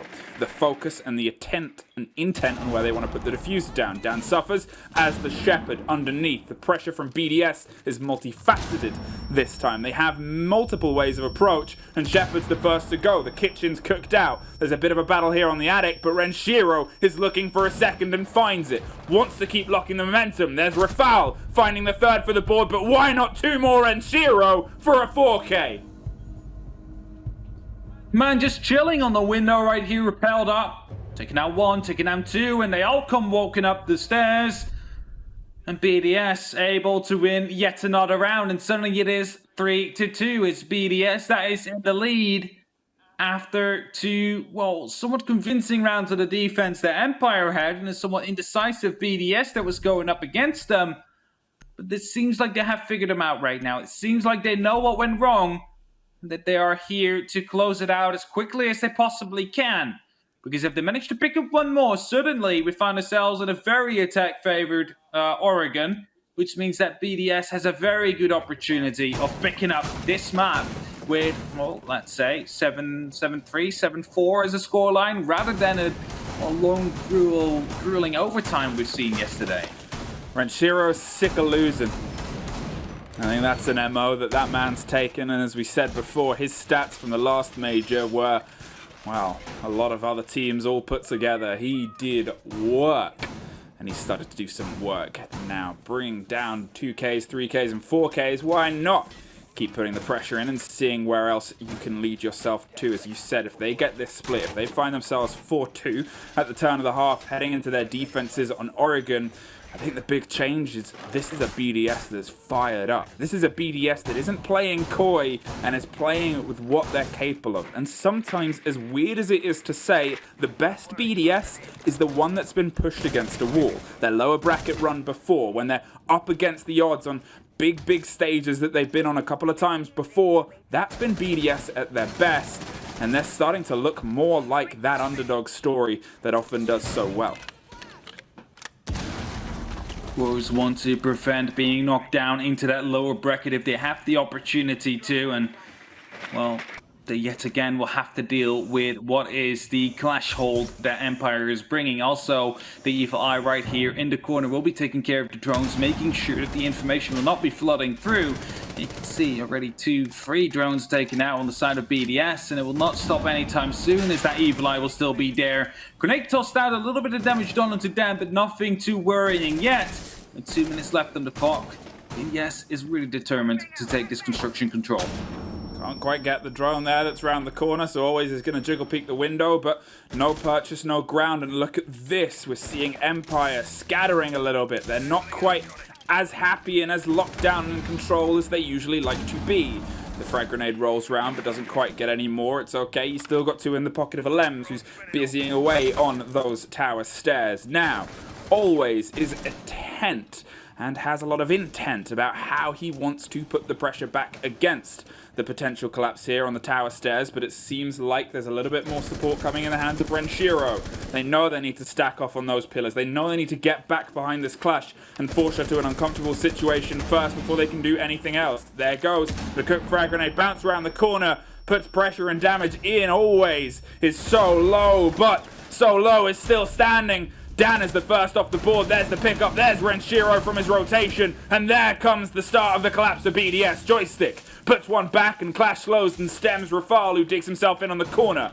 But he's in. He's inside and he has the cover and the pinch possibility. It's going to make things tougher and tougher for the angles being held. Long is the game of Joystick as he looks in all the way from Freezer all the way across the rotation. Wants to catch someone close, but the timing doesn't work. Shaiko gets a little bit of luck there and a whole lot of skill as Alems finds one more. Empire! It's suddenly crumbling now and it's only Shepard left. The smoke canisters, he's got 3 and he's going to try and hit the mark this time. The first pop's 30 seconds though and none of it is spent alive. Shaiko locks it off and BDS 4-2. The timing there from the Maestro is absolutely devastating. You see him thinking, when am I going to throw this impact grenade? And as soon as he decides to go for it, the swing around comes, he gets picked up. There was nothing he could have done there. Just very unlucky. But that does, however, indicate that BDS was able to pick up that round quite successfully from there on forward, as well, the lead was too big already. It was almost impossible to turn that back around as, well, the last member on the likes of Empire. And that leaves us in a 4-2. A very good split here for BDS, who now get over to the defense. We have seen before what they are capable of doing to an enemy Russian team on a map as Oregon. Let's see BDS defense and Empire. I guess let's see more of the impressions you gave us before. Your coastline attacks were good. They were solid and they were at times controlling, but BDS were plucky on their defenses. That was a different BDS for me. That was a BDS that I guess pales in comparison to the current setup and pace that they're able to apply in this map so far. They started slow and they started scared, but now they are, well, pretty scary. I even got that drone in the end. Very, very impressive. Very fearful for Empire to look at. Already a drone taken out. Wow. First Dangerous. 30 seconds. very dangerous. Very dangerous. But we see a new Banshee being deployed. This one is actually quite out in the open, where we saw Empire trying to hiding, you know, them around corners so they're not easily as accessible by potential S charges or impacts. BDS decides to just put it all up in the open. Like, if you want to get it, just do it. We don't have an issue with it.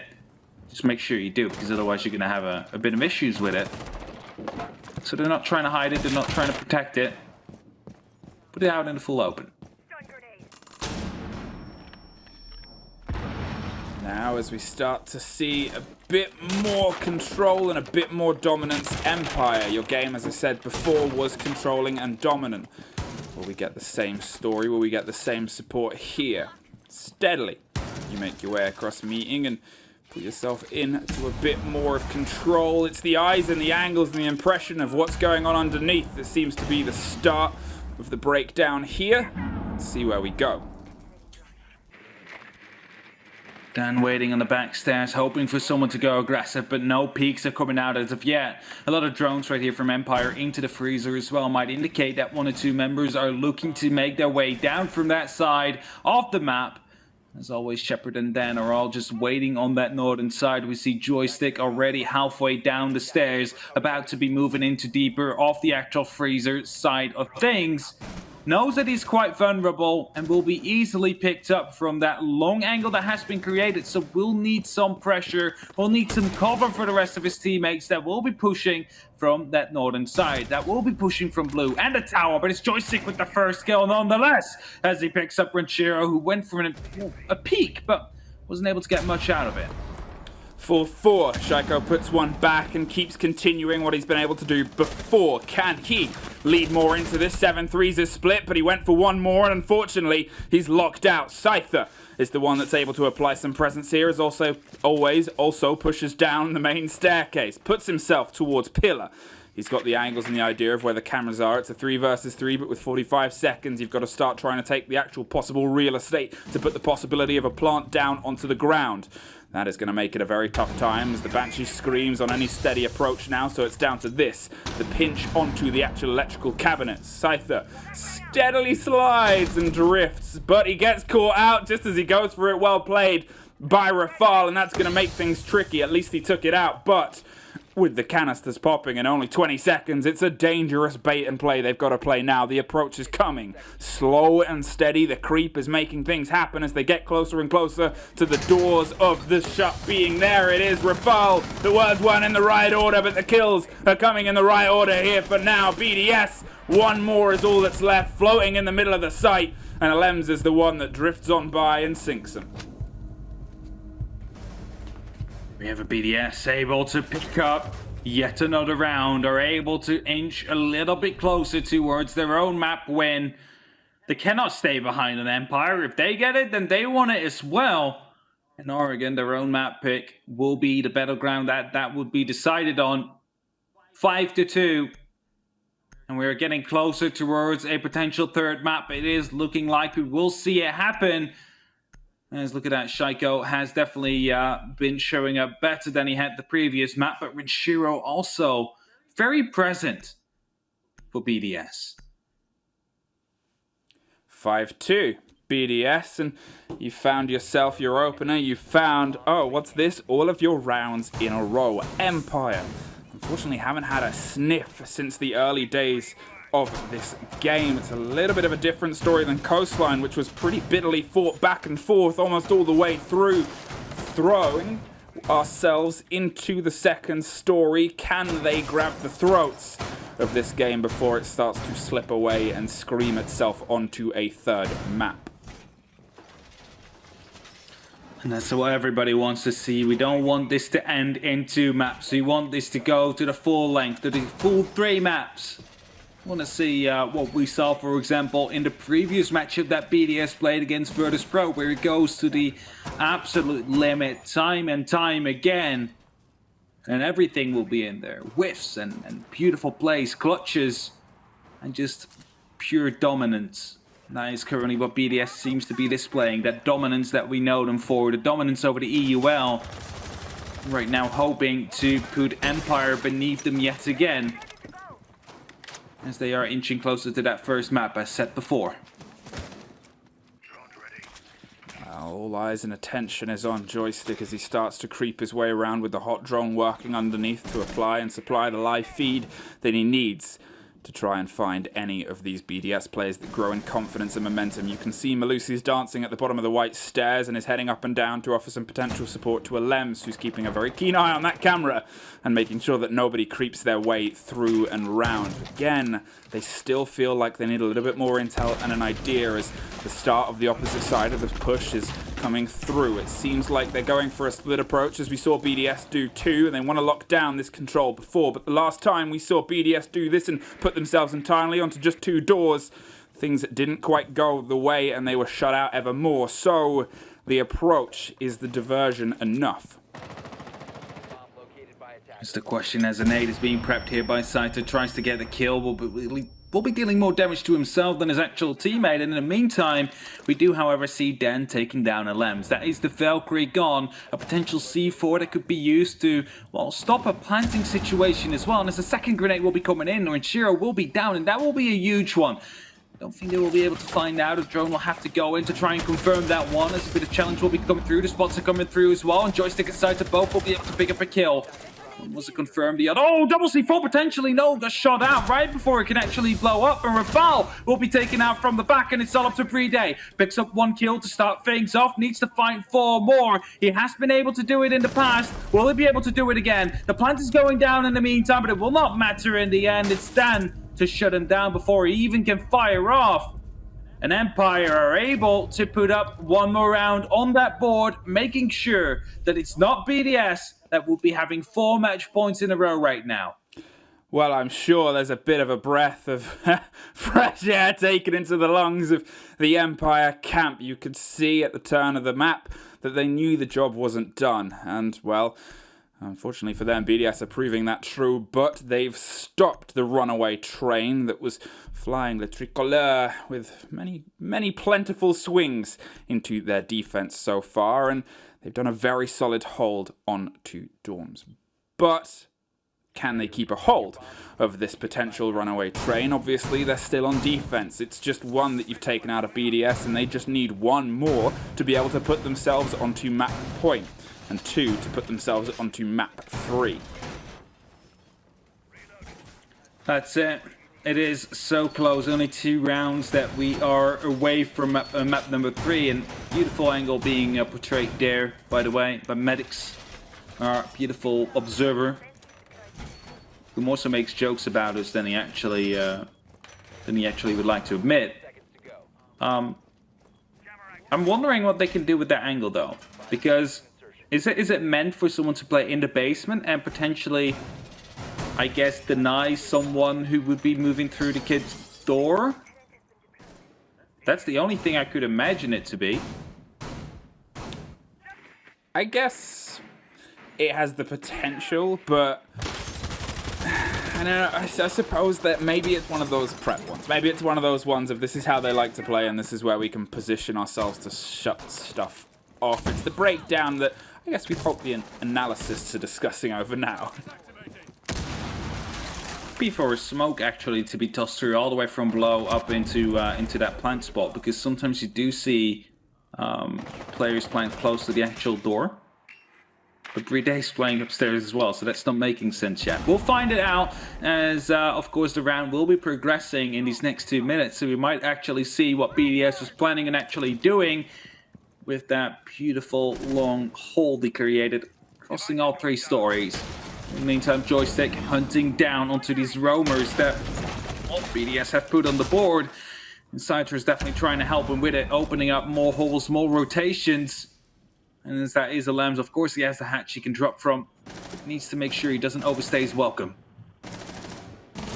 The angle goes, and so does Joystick. Alems was waiting, held down, and this is obviously instantly a more successful story than was played before. They've lost Zafir, they've lost Joystick, they've lost the ability to get in and get underneath the hold and the sights here. It's not going to be as easy as Dan starts to try and push some pressure down from Cement and keep themselves locked in here. Now, they angle towards the door and spray through, and Shaiko just finds Dan, who was a little bit adrift there and a little bit off the piece of where he needed to play. Malusi has confidence, and confidence is unfortunately not rewarded this time around. Renshiro shut out and shut down, and there's one back in the favor of Empire.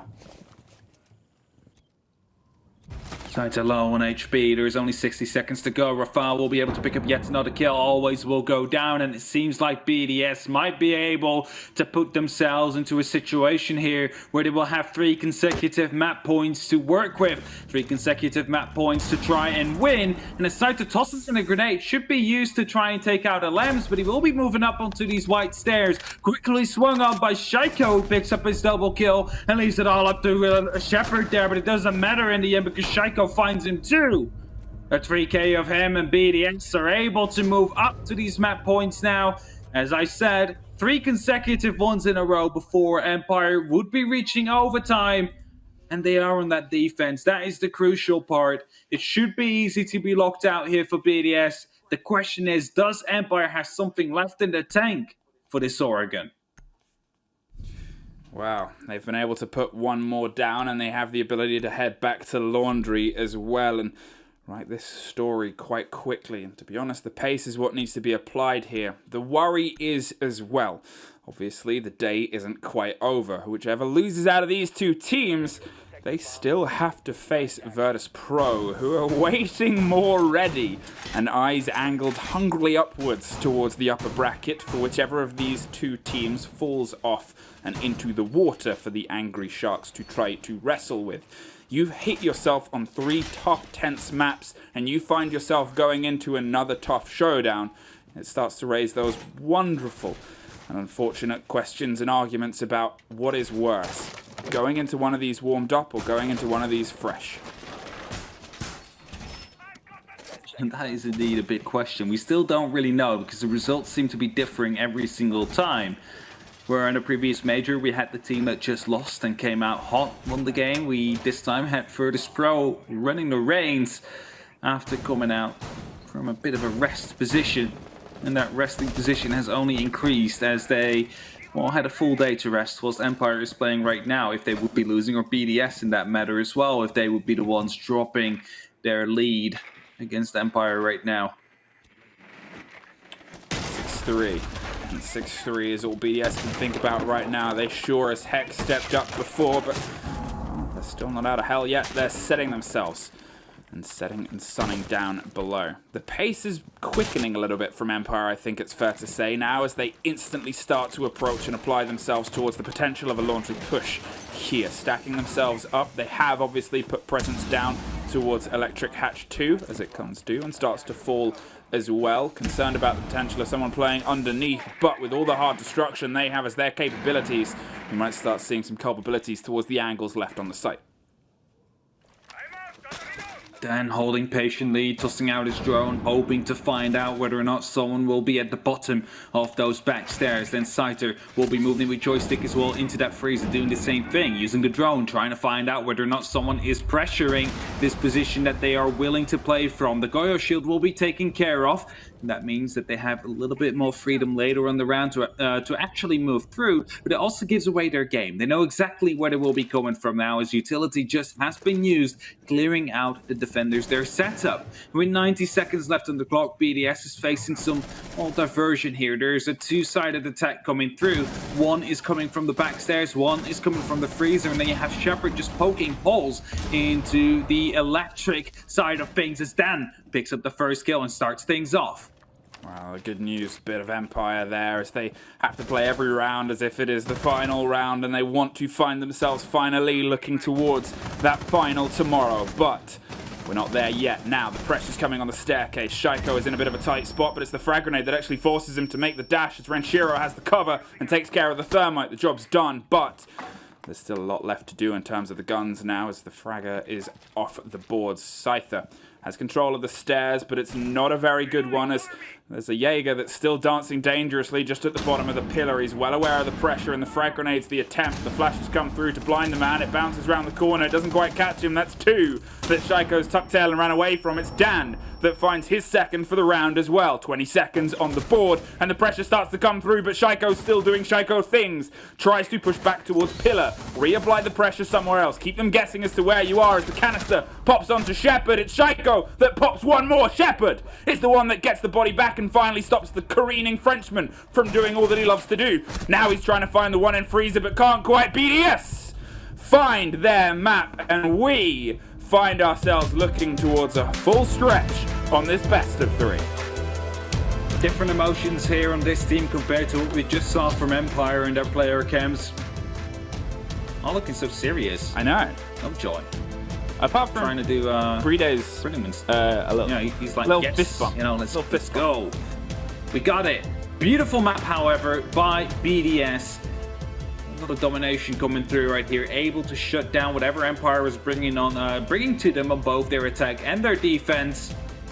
That leaves them with this very important map win that will push them over to a map number 3, and that basically turns this matchup back into a best of 1 scenario, where this next map will decide who is going over to the grand finals. But before that, some commercials, and then the desk is going to break some things down. We will see you back very shortly.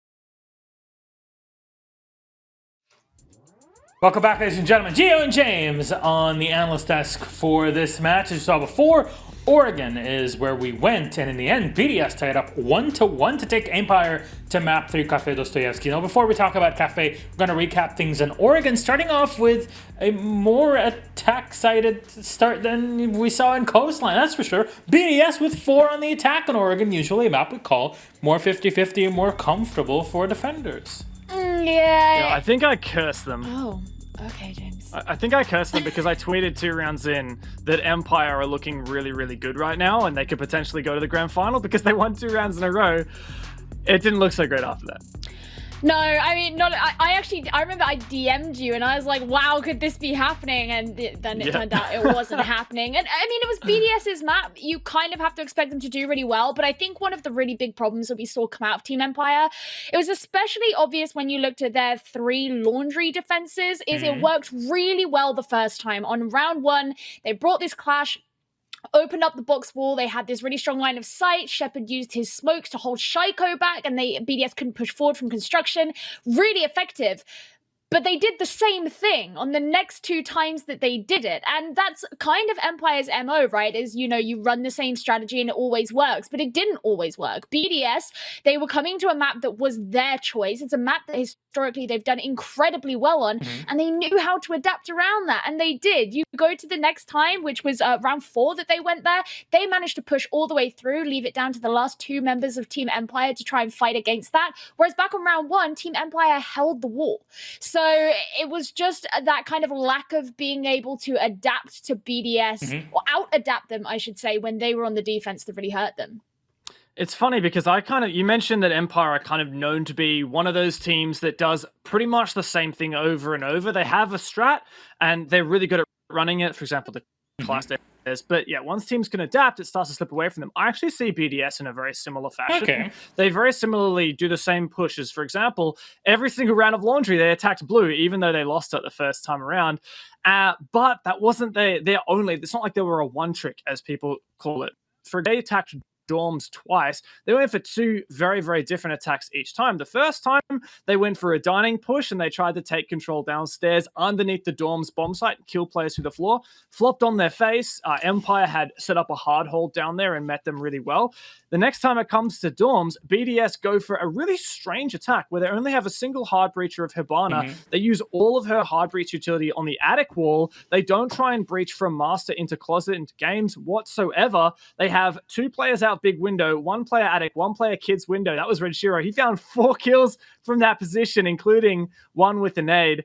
And it's kind of a strategy like that and the ability to adapt that really sets BDS apart from Empire. It is something that Jess and I were talking about, and she would say this, like, usually she would say go gadget Renshiro, and it's even more often like he's always where you need him to be. So who you're going to call Renshiro? That's what BDS are singing all the time. And it ended up working so well for them because if there's a window that you can rappel and sit on or an angle that you can take, this is something that you can rely on him to go through. But that was Oregon ending very much in the favor of BDS. Now, Coastline way closer. It was a 7-5 victory there for Team Empire. Both teams really effective on the defense.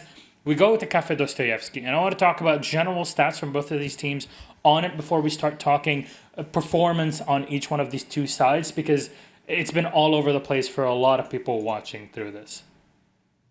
Yeah, I mean, we kind of alluded to it before, but the thing with Cafe Dostoyevsky is this is a map that BDS have been to a ton of times, and Empire have been to once during EUL. In fact, it's one of their most banned maps. They banned it 10 times throughout the course. So it really leans one way, but then the question you have to ask yourself off the back of that is, are Empire hiding the fact that they have improved on this map and they've understood it a lot more? Have they been preparing this map? Or is it just that they are going to fall flat on their face? I would want to argue that if they've let it slip through to the decider, then they at least have something planned, but we just don't know. Yeah. Is it the thing that really I'm interested about this map, Vito, is specifically from BDS's perspective, because it came down, they got the last ban, and it was a toss-up between Clubhouse and Cafe. Now, Clubhouse is arguably BDS's best map, even though they were pushed really hard against VP yesterday. but they banned it because it's also Empire's best map. And that leaves us here on Cafe, a map where BDS have seen mixed success. They've beat teams like Tempera and Pensa in the French League, even G2, not that that's saying much in my opinion, but they lost to Na'Vi during the EUL season. We even saw them lose to Vitality earlier in the French League as well. So it's not like it's all sunshine and roses there for BDS. On the flip side, Empire have gone flawless in recent history on Cafe the very few times they have played it. That's twice in the Russian Major League and once in EUL against Secret, which in my eyes is something pretty significant. That's Secret's been a great team this season. Crazy So on paper, it's a big risk from BDS because they're going on with a lot of odds for Empire to study, not a lot of odds for themselves to study, and Empire have looked pretty good on the map. So I think this is a big risk. What sets them apart then in this way? You talk about Team Empire's performance on it, specifically. What made them so special and so effective on the map, in your opinion? I can try and search for my my detailed notes against Secret, but admittedly, from your head, just top of your head. Like Dan did really well when playing against that. I mean, these are kind of the two names that keep coming up a lot, is Dan and Scyther. Those were the two names that showed up the most in that game. And obviously you can't like put it all down to the fact that, oh, there are these two players that like clicked heads. But, at the end of the day, when you're coming away with a 1.18 KPR and an 82% cost, that's really good. And judging by the performance that Dan has had so far in this major, BDS is a different opponent, but I would still expect it to be pretty good, especially when going against Secret. You're going against Prano, who has been one of, if not the most effective players in terms of getting kills and getting a high rating in EU. So, I don't know, you never know. What do you do? Milosh, I actually do have my detailed notes of this game if you want me Look, to dive because we're on a time now. I actually want to hear how do BDS then deal with it. Since you have those notes, it's always good to have them to know what the strengths are for Empire. What do BDS need to deal with, and how do they crack that safe? Yeah, I really want to see a strong attack half here for BDS. They're the ones starting on attack. Empire went 4 rounds of defense successfully against Secret on their map. They're very confident on their defense. BDS need to come out of the gate swinging because we've seen they were very, very slow. I was really, really disappointed. I thought a lot of their coastline attacks, BDS's, were atrocious, sorry to say. And the first 2 rounds of attack on Oregon had left a lot to be desired, so they need to come out strong. Who wins? Just the name. Give me. Gio. BDS. Dev? Empire. All right, let's see. I'm sure that Jacob predicted BDS, but we'll see how that all goes. Let's also back to our casters. Full cap, map 3, BDS versus Team Empire, and it's all the way to Moscow, Russia. Cafe Dostoevsky and a sip of tea. Enjoy. Thank you very much, Milos. And yes, you are correct. We will enjoy, because it's Cafe, and it's the last of a best of 3. Hey, what's up? One more map, BDS versus Empire. We have seen 2, I think, different BDSs. We definitely have, and as we are about to get into that bad phase, make sure you get yourself some drinks, some snacks to enjoy from the lounges that Cafe brings to you, as this will be a nail-biter for sure. It is to send one of these teams down to the lower bracket and one that will basically, with this map, win 2.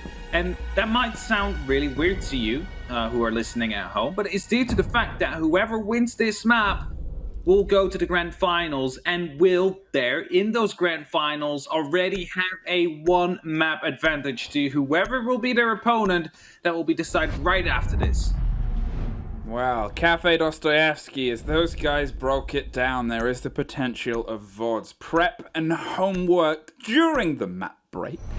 I went on a little jaunt around Twitter, had a look at, through something major's just been announced, but I don't know what that is. I'm not paying enough attention. But I did see Eaglemees was reacting to Reaper and talking about the prep work.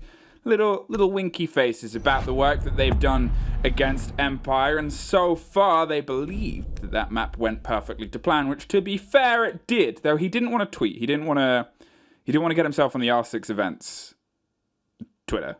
Very, very wise. We have I think we all have failed. Yeah. Have you been on R6 events yet? I think you have been, right? Oh, 100%.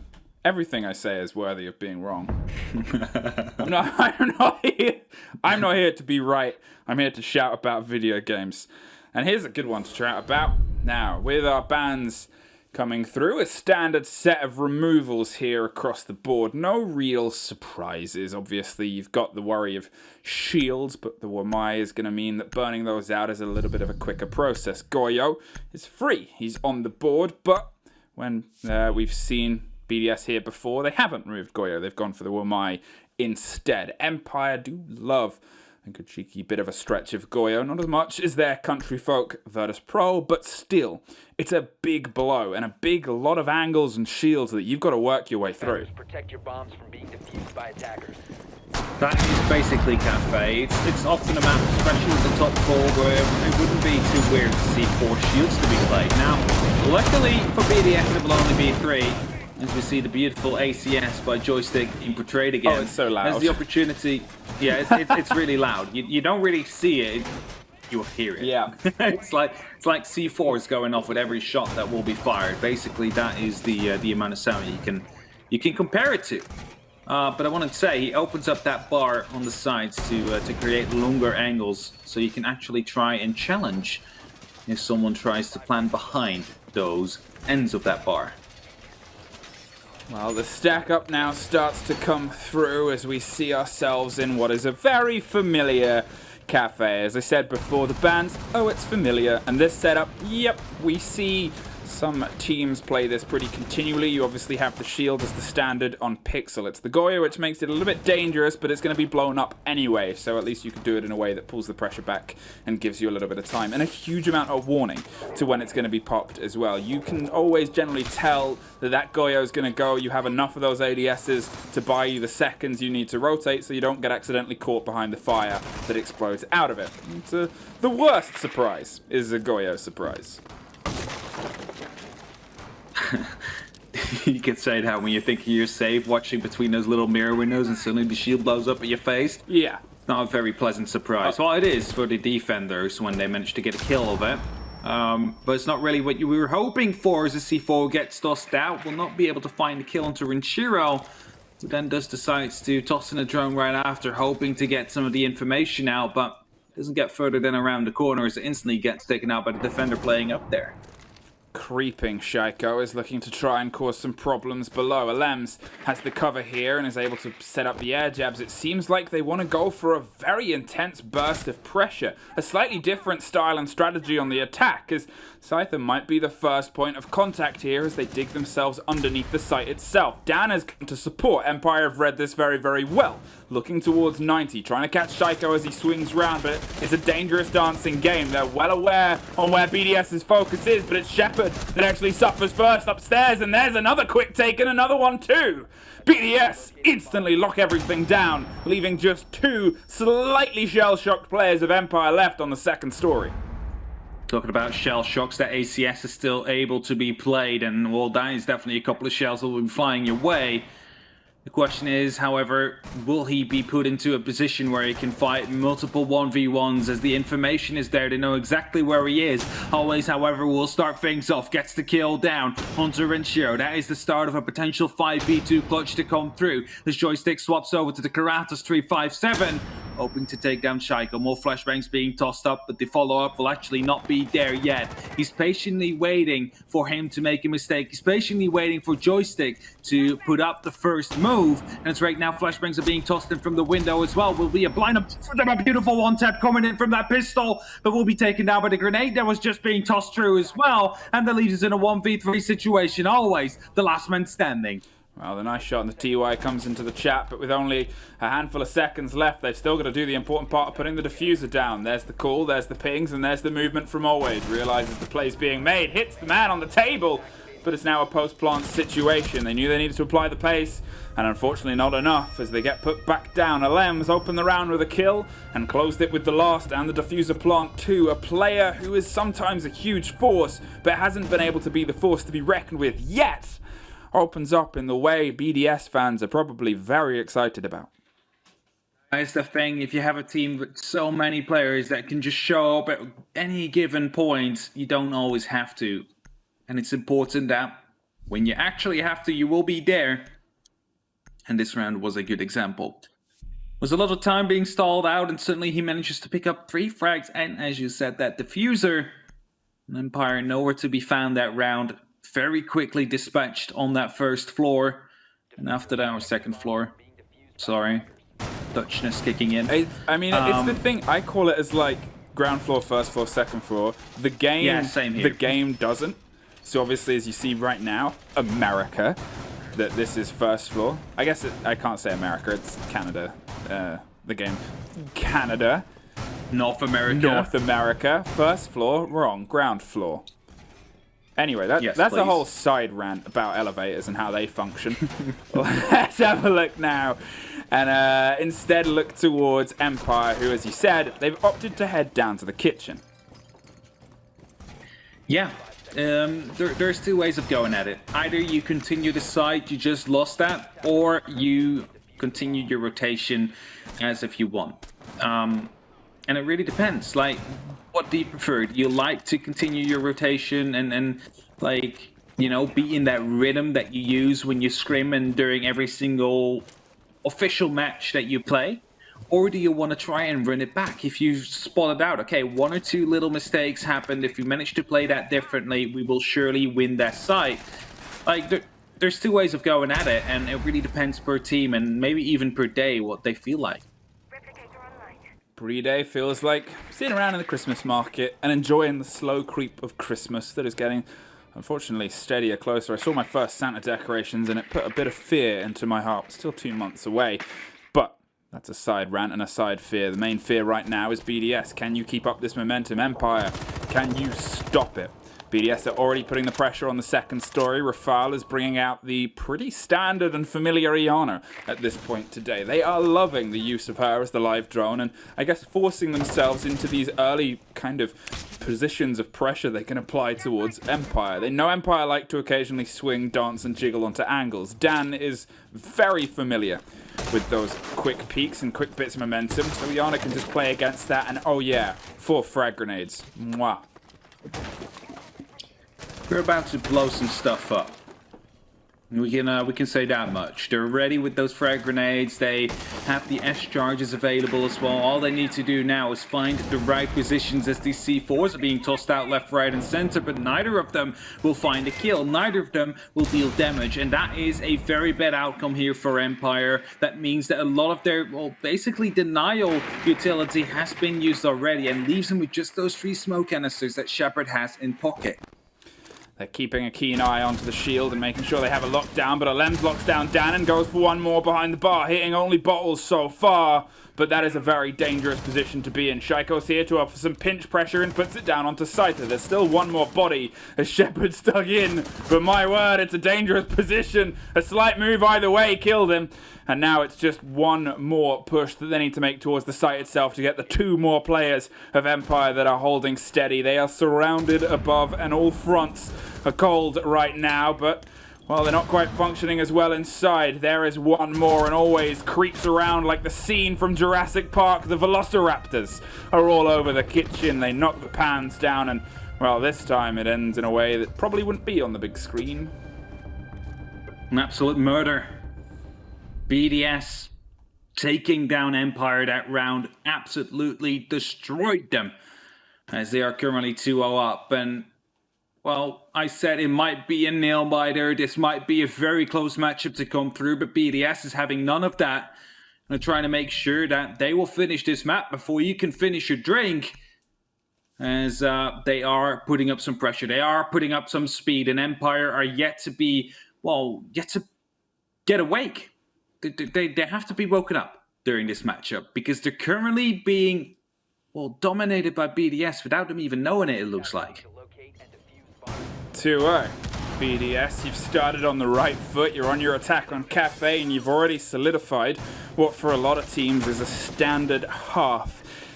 You have the potential to have much more. Empire really need to step themselves up and into this game right now, and it's obvious that BDS have learned several lessons when things started to go wrong. But hey, how was it before? Last time a team opened up the game with 2 rounds, it was the last map. Oregon and Empire did the same, and then suddenly 5 rounds in a row from their opponents who realized things were slipping away. It's now Empire's turn to see if they can repay the favor from Oregon and reassert themselves as a team taking this. So they need to take it, and they need to take it now. It's still a defense-sided map in our defense-sided game, and Empire currently being 2-0 behind on the attack means that there is not a single round anymore. It should be going to be times 3. There we go, 3 times the charm. As always, finally able to get his camp through. Not really in the spot where he wanted it, as it looked like he wanted to get it into the display. But hey, we'll still be able to get some information from that. Able to look through the whole screen about a deagle above as well. Interested to see what it will bring. BDS, they're quick to apply themselves against this Valkyrie who's trying to hold on to the top floor so far. Locked in around the Christmas decorations, but has instead opted to get out of them. They have the camera and the eyes and the potential of either of those two C4s to cause some trouble if they do want to get themselves locked in quickly enough, but something that we've seen before from these two teams is coming out aplomb right now. The Nomad, locking out the possibility of the roam game. A creative burst of aggression both teams are capable of. And now it seems both teams want to keep a lock down on. Flashbangs being tossed in just to make sure that all the utility has been taken out, and that means you can then throw in those S charges just to make sure that the bulletproof cam will be taken care of. However, they use 3 flashbangs now to try and clear out 1 bulletproof camera, and there's still 3 ADSs all active and all without any charges taken out of them, meaning that they might be getting into an issue later on. Yes, they still have 6 flashbangs left, so there is still the opportunity to clear them out. Still have that 1 airdrop as well you could use if you really want to, but it is not looking too good on that utility count of BDS, especially when a runout comes through. Dan will be able to take down Alems all the way from the garage, and now makes his way back up. It's always to put up some damage onto Shaiko, and eventually will pick up that kill as well. And Rishiro trying to go for the response will finally get it, putting BDS back on the board right here for this round. Takes a huge amount of damage in the confrontation though, and that's going to make things a little bit awkward on the rest of the approach, especially as the sledge has so much left to do, and even just a sliver or a fraction of any destruction from underneath could cause some problems. Not 100% sure what that was, but hey, at least you didn't take damage whilst doing it.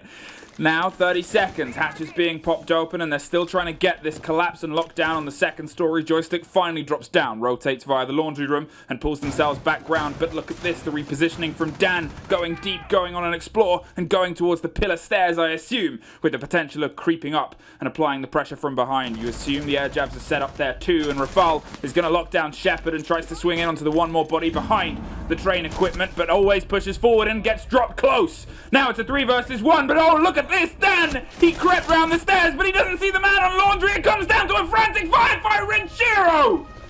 With the last bullets in the mag! Finds the round and finds one more for BDS. Dan so close to the best clutch we've seen all tournament.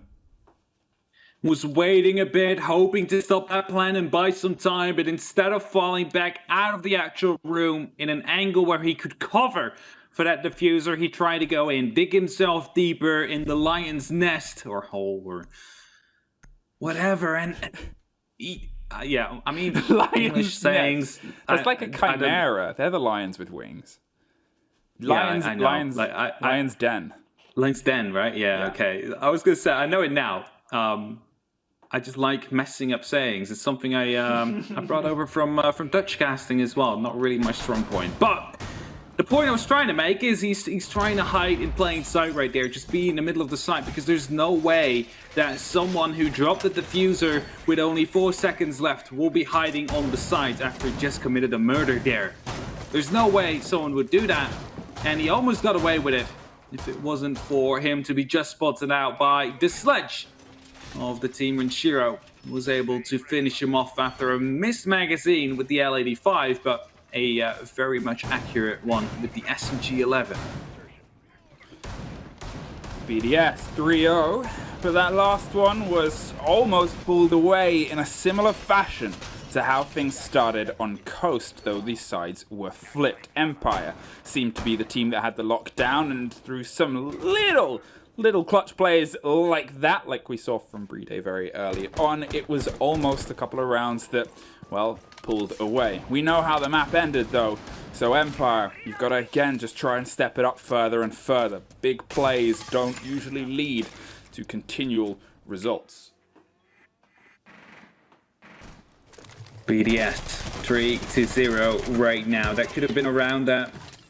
Maybe would have been Empire's if that clutch would have gone a little bit better than it did, or if not many members were taken out in the actual mid phase of that round, as they were.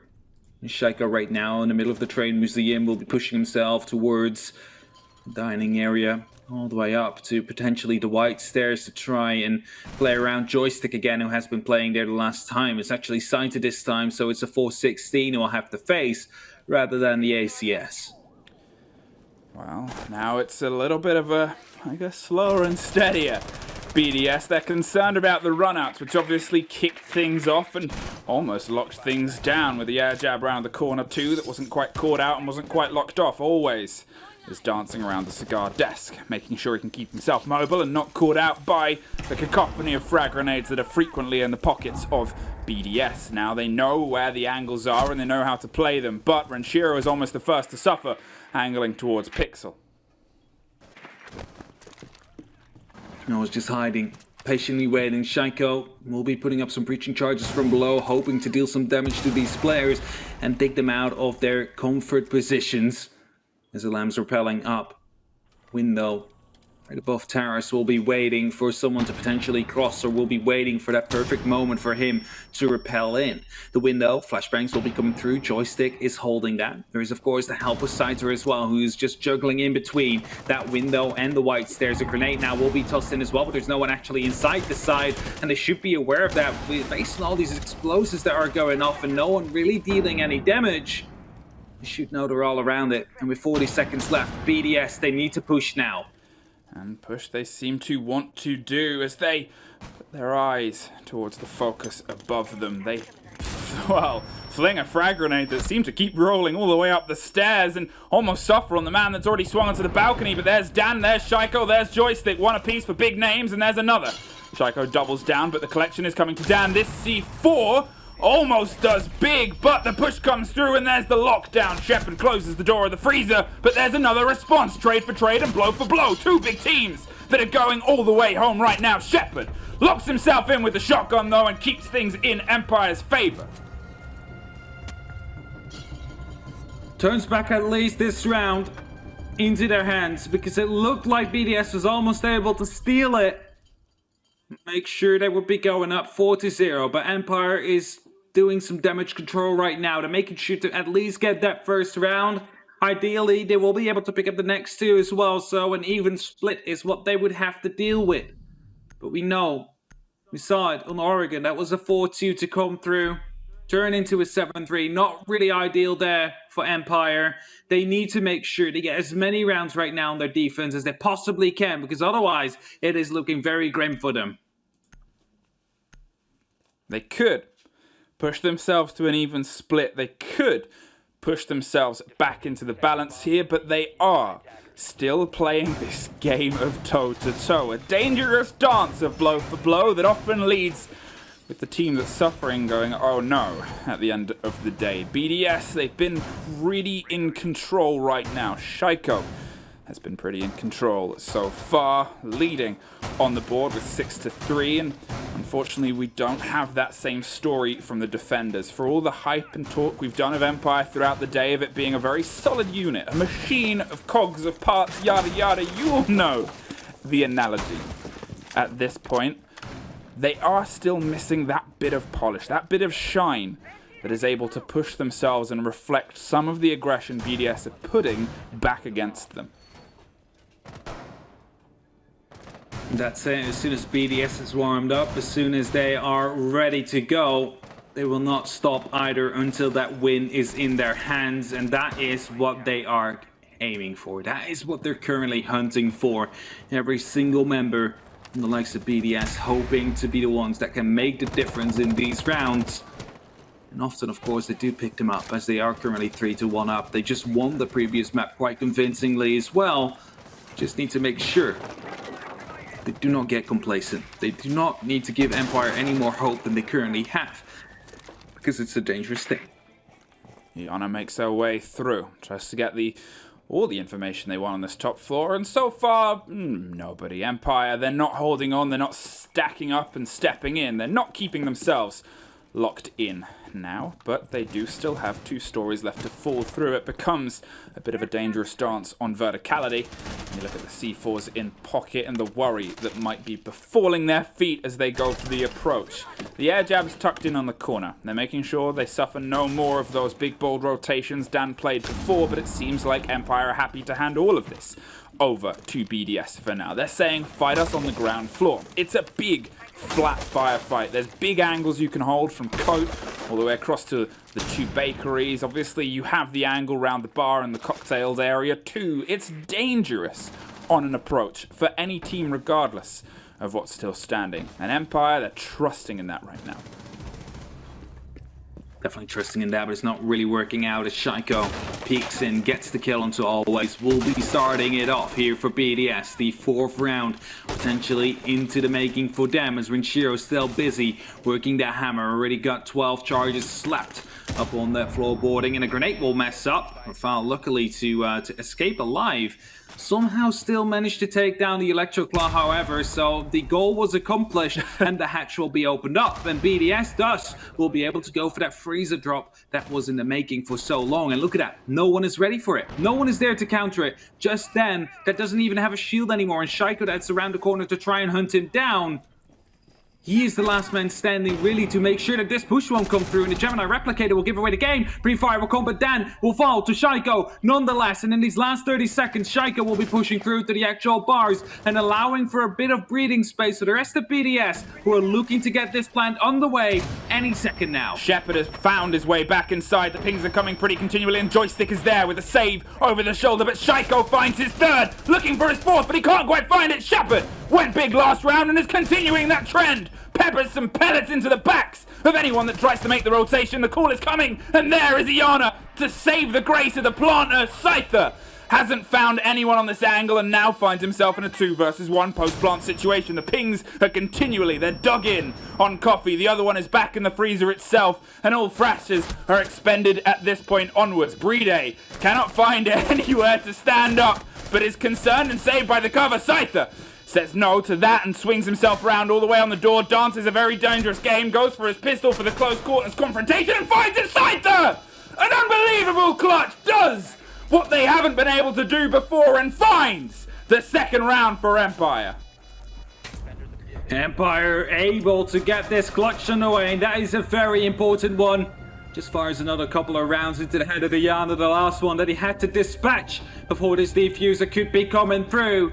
And it is going to be Empire right now. 3-2. They are still behind just by 1 round, mind you. So the margin of BDS is minimum. They definitely managed to make a big upset happen during this round, because probably BDS already counted that one as semi-1, especially with that diffuser down. With about 25 seconds for the Empire member to play with.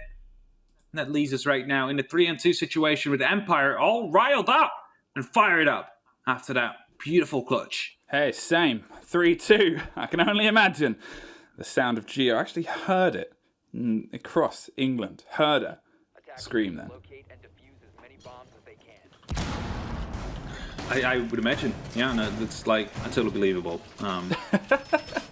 Not even a single doubt to that. No. And as she crept in, locked atop the lion's nest, perched and waiting to swoop down. Sorry, I love that mental image. No worries. Hey, 3-2. Empire's still not done though, because 3-3, let's be real, still a pretty standard split. Still puts you in a bit of an unfortunate situation because you've still got a lot of work to do on your attack on this map. Cafe does generally lean itself to the standard familiar 4-2 splits. So even if Empire are able to pull this, they're still technically 1 step behind the beaten path. It's big, bold, clutch plays. We saw those from BDS's defense on Coastline, and then we saw BDS's attack on Coastline just nowhere. And you worry for Empire now at this situation. If that's what they're banking on, will they have a little bit more when they go to the opposite side? That is indeed the question. Are they going to be able to pull off a better attacking half than BDS is currently already putting up, because 3 rounds on Cafe, and mind you, it were the first 3 rounds as well. It's pretty impressive. You might want to argue that they should have won a couple of more here. 1 or 2 maybe, because that was 2 clutches in a row now from Empire. Good spot coming through from Brede. Knows exactly where Always will be right now, but he continues to move as he falls down up until the 2nd floor. Near to the actual bomb site, and that means the upstairs pressure that he wanted to basically practice is gone. Now then, as Renshiro creeps his way towards the pixel area, towards the back, the core of this 2nd story, the white corridor that acts as the spine of all of the rest of the hold in the body. You cut it off, and everything often starts to fall to bits. Scyther is ready round the corner. They have the shield and the ADSs to keep themselves safe. I believe they've still got the hatch soft, so they'll have to pop that open if they want to find a quick escape. More than capable, though, and more than ready is this, the steady approach across the center. It's a methodical clear from BDS on the 2nd story. They're not letting themselves get wrapped up into the clutches they've suffered and faced against before. They're making sure that they can make this work at their pace. Putting up some pressure, some utility being tossed in. Saito, together with Joystick, the 2 members left still up on that top floor. Quick shotgun shot could be enough to close and well, basically open up the hatch and close the chapter upstairs. However, they have to be careful. Zalems, I was going to say, it was on that window repelled up, but then it's going to be able to dispatch him from a run out from that garage again. It's the 2nd time he managed to pull one off right there, right now, and that means it's up to Shaika now to try and, well, basically bring things back into BDS their favor, as he seems to be aware of the fact that there is still some pressure up above. Gets the first kill to start things off. It's a big one onto side. There's still another player right behind that shield. A missed shot right there onto the white stairs as Joystick will be receiving some pressure from those flashbangs to come in. It is Shaiko soon to be putting down some more pressure together with Brede, who seems to be moving in as well. A bit of a damage, a bit of a tag to come down onto Joystick as well. But 20 seconds left mean BDS needs to hurry. And it's ticking very quickly away. We've seen them suffer on the pressure before, and it led to Dan almost getting a really good clutch off, because everything came down to the wire of that final plant. Brede swings blindly in the smoke and can't quite find his way to the plant. Oh no! He goes down and the diffuser finds him too. 4 versus 3 versus 2. As Rafal digs himself in on the close corners. There's a man either side! How did they pull that? I thought they did for a second, but no! The way it looked like the overlines laid up was a final kill swung his favor, but a second too late, out of time, out of mind. And out of chances there. Empire 3-3. You've done enough to get yourself an even split from what was an opening you probably'd rather forget. However, the tough thing now is how you're going to open your attacks, how you're going to lead yourself in. You have momentum in your pockets, under your wings, and on your favor. Can you be the flying force that takes this over, or will this be a BDS lockout? That is the question we are looking to see answered. At least Empire did maximum damage control for that first half after they were 3-0 behind. Yes, of course, you're not going to be working with that 4-2 split you would so gladly want to have as soon as you start out on a map like Cafe. But it's not that far away from it. Just win 1 round and you are suddenly in the lead again and can continue from there on forward. Make sure that you will be more consistent than BDS on their attack, and make sure that your attacks strike harder and more efficiently than BDS did.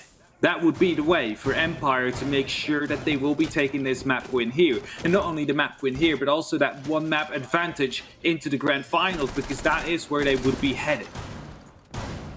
Setting themselves on the top floor, a force and a place where they can really play around with. Now, obviously, you've got to take into consideration all the possible outcomes, and I think I'm going to cite the fact that that worked as a 3-3 split apiece. And if we have another day of those, that means, well, BDS will find themselves on map point potentially. So Empire, as I said, they've got to make sure they don't suffer that full rotation. Even if they come back to swing on 3, it puts yourself in that death-defying moment, and sometimes you really don't want to just be playing and swinging and hoping and praying.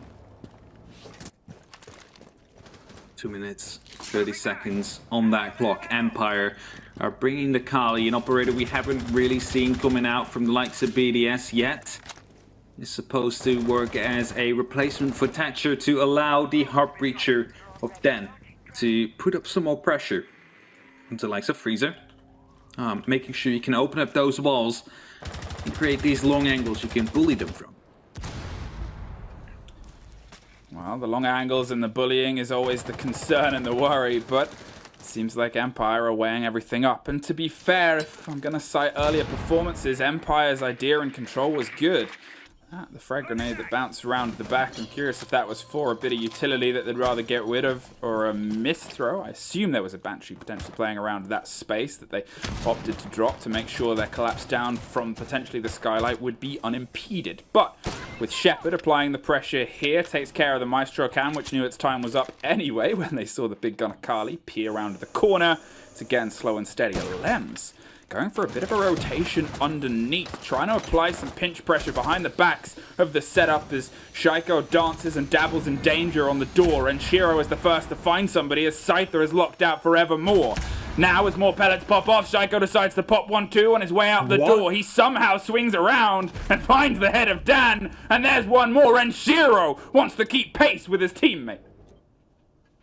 Normally would say, as soon as there's Xcara's pop, that you would be falling back into safety. Not Shaiko, no. The man just stands there and is waiting for it. He's seeing it as an opportunity to get away with a kill for free and then fall back towards the site. As it is all up to always a joystick now. The last two members standing on the likes of Empire. Only 35 seconds left on the clock. Joystick seems to be worrying about a potential cam or anything to be in place.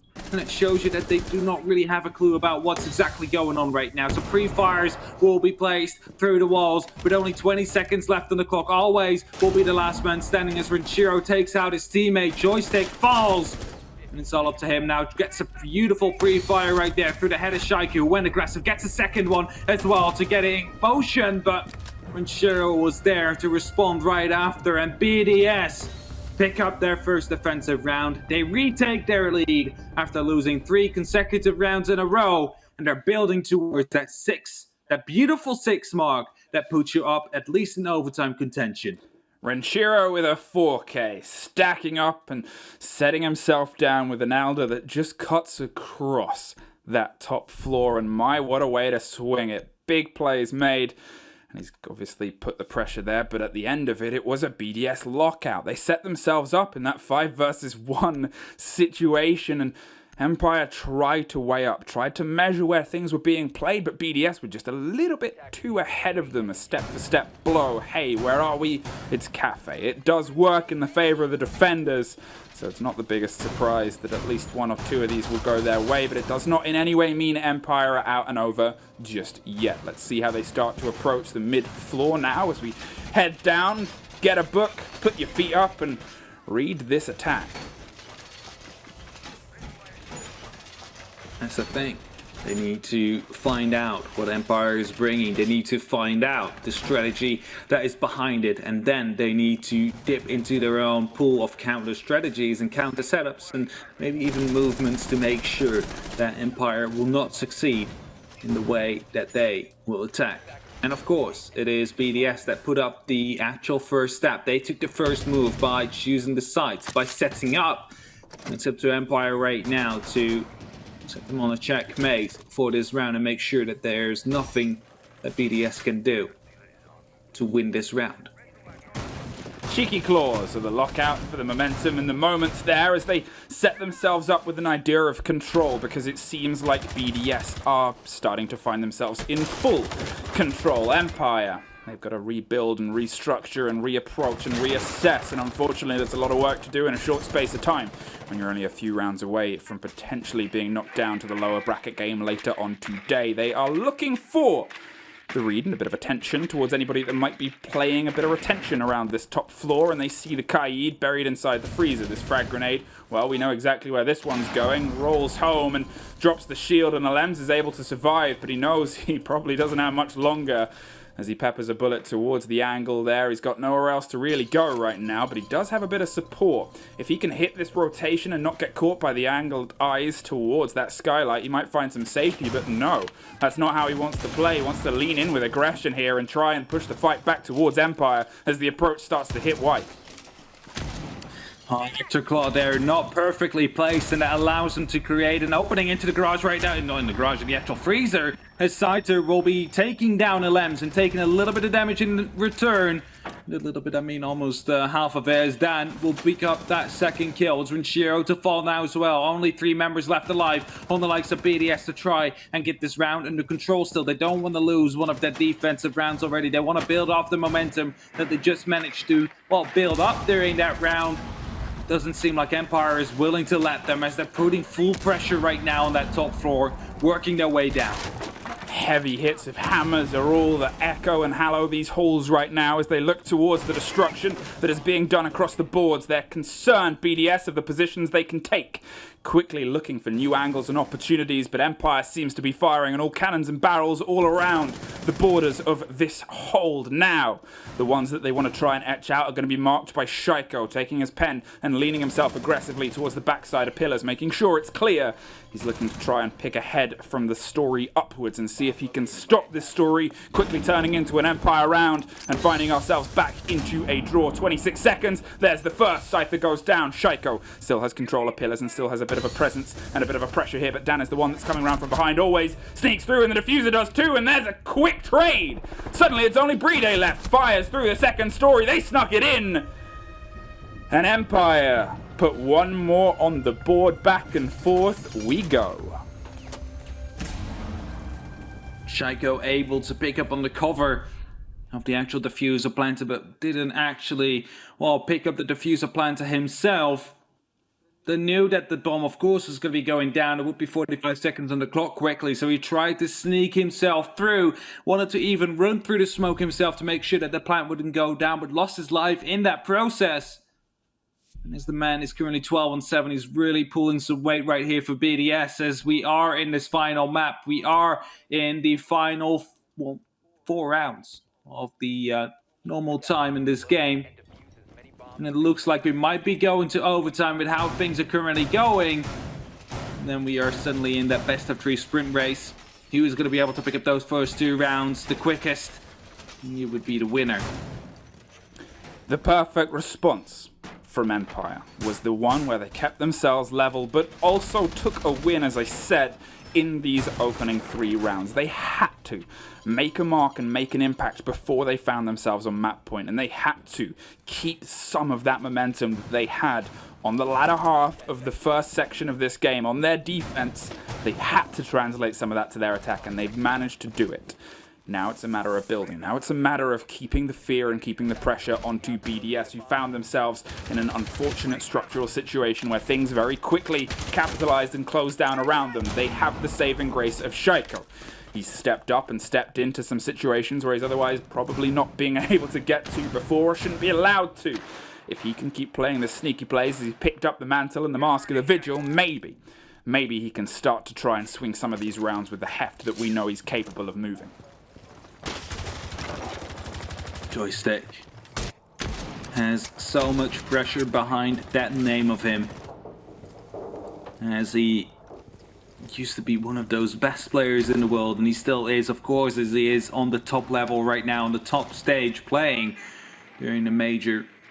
But doesn't have the same impact anymore as he had to, but it doesn't have to, because of course he still has his teammates that will be there to show up. But the question is, what if he will be coming alive suddenly and find that old grace he has and like rival Shaiko in the fragging power? What happens with Empire when that happens? Because currently it is Shaiko, mind you, that is leading the charge with BDS with quite a big margin as well. Now, as Shaiko starts to find a bit of rotation, a bit of an angle, this is, I think, the longest we've had every single player still standing for a little bit of time, and that might not last much longer before he could even begin to get the C4 out of his pocket. He was ripped and torn and thrown asunder inside the laundry room to take a towel, put it on his head, and wash off. Now, Shepard, with the angle towards pillars, is offering a bit of support here on Scyther on the quick clearing collapse. They're using the Kali to open up big, deep angles and make sure they can cut off the rotations and the movement as Joystick applies the split pressure behind. All BDS players have hit themselves now onto the floor with the site, with Shaiko playing a little bit off the piste. The other 3 dug in on the site itself. Something we didn't really see from Empire. They instead opted to leave it a little bit clear and play around the map, and Mixed Success story here is one where they want to make sure they dictate a complete success as they make sure these stories are falling under their pressure. And Shiro, the first to suffer, but Shaiko, the first to truly be caught by Scyther, who's there to make sure nothing becomes a presence on these second stories. Now the frag grenades start to fall towards the bodies that are dancing underneath. They can't quite cook up the storm though, as always is the one that shuts down BDS 5 versus 2 Empire, back to standing 10 feet tall, and 4 versus 1 Renshiro. Maybe the only giant that can stop them right now, but unfortunately is taken out of the top of the sky. They cut down the beanstalk. Too aggressive there from BDS, too aggressive there from Shaiko, trying to go for those rotates. When both of them were in relative safe positions, they gave away almost 3 kills to Empire there and put them into an even bigger advantage during those dying seconds. Mind you, there was only like 40 left. Why are you going for the rotate back then when they're still clearly working on that top floor? Didn't really work out for it. And that leaves us with Empire right now, 1 round in front of BDS. And that is the major part. If they manage to pick up yet another one right here, that damage control they did during that first half will be coming in huge, because that will put them onto a map point, onto match point, of course, onto that 1 point as well, where you get the extra map during the grand finals if you would be winning it. That's it. That's the presence and that's the passion right now. This best of 3 for these two teams that probably expect, regardless of the result now, to meet each other again in the finals. They play this for that 1 map presence on the best of 5. That final potential decider map goes their way by default, shortens the day, and means that they're only potentially 2 from towering over taking another trophy. As Joystick said he wanted to in his announcement video, he's tired of his old ones, and to be fair, thanks to the passion we've seen from the last couple of rounds from this Russian team, well, them very much making a statement and a case for why they deserve a new one. I'm really confused about the electric claw that has been placed on the soft part right above the reinforced wall. Now I get why, because the Kali charge will not be able to blow that one up. However, as soon as Empire will be firing shots from above that, it will be easily picked up. So it'll just be a matter of information here on the likes of BDS Empire. If they are going to be able to find out that the electric claw is indeed placed on the soft part of the wall, they will be easily taking care of it and don't even have to waste a piece of utility to get that wall open. Yeah, juggling with assumptions. I believe the idea is here they're hoping Kali pops up and swings and tries to aim low, because as we all know, we've seen those claws play below before. But now with it teetering at the top of the wall, it becomes an argument of, do they have all the information they need to know exactly where the play is coming through? Will it just be a cost of utility wasted as they find themselves with a few more seconds taken out of their pockets? It seems like they're happy to play their intel gathering game, burning the ADSs they know they need to get rid of and making sure they can capitalize entirely on the angles and the drones that they need. Lems is the first to suffer. Takes a shoulder's worth of damage, but is more than enough and more than capable to keep moving. Rafal has lost and blown his C4. Curious where that was gone and what that was used to, but also both of Always' frag grenades are gone too, and only one of those led to a little bit of damage to a Lems. A little bit of damage done indeed, nothing to worry about really. Still going to be able to get into these gunfights. Bigger worry might be the gun he's using, the TCSG, as it really hasn't been working out too well for them. Of course, if you manage to get a tag down, it will be taken away a huge chunk of those hit points. You need to go for the kills. You cannot just go for tagging every now and then. Joystick seems to be willing to go for a bit of an aggressive push right here to these white stairs. It's going to be spotting out the head. A beautiful shot. Lems will fall. However, the response will be there. Shaiko takes down Scooter. Cider, I must say, as Joystick right to respond to Rafal himself. Shaiko still inside of the waiting washroom here. It's a quad kill suddenly from Joystick, as he will be able to pick up all these 4 kills. He's waiting and trying to find the last one now, but it's Always that will be able to pick up that kill. The Empire are leading the charge, and they are continuing to lead the charge after an almost ace to come through. After a very scrappy BDS just panically and trying to frantically throw bodies at him, weren't able to shut down the man, and that means it's now match point here for Empire. Joystick. Hey, how you been, man? Nice to see you. Nice to see Prime Joystick. Nice to see the shiny walkout joystick that shows up. And then you know you've got a squad right there. A couple of his teammates go through first and act as a bit of intel gathering, but what a time for him to show up and put one of his trademark famous rounds down on the board. My word. Attackers need to locate and defuse as many bombs as they can. All right, 40 seconds of prep phase here for BDS. 40 seconds for them to try and get everything sorted, because this could just as well be the final round of this upper bracket final. That is something you have to imagine right now. BDS could be knocked down to face Virtus Pro yet again. It seemed they have managed to shut down earlier. And if they do so, it will be maybe even the biggest upset that we could have imagined during this major so far. One more round, Empire.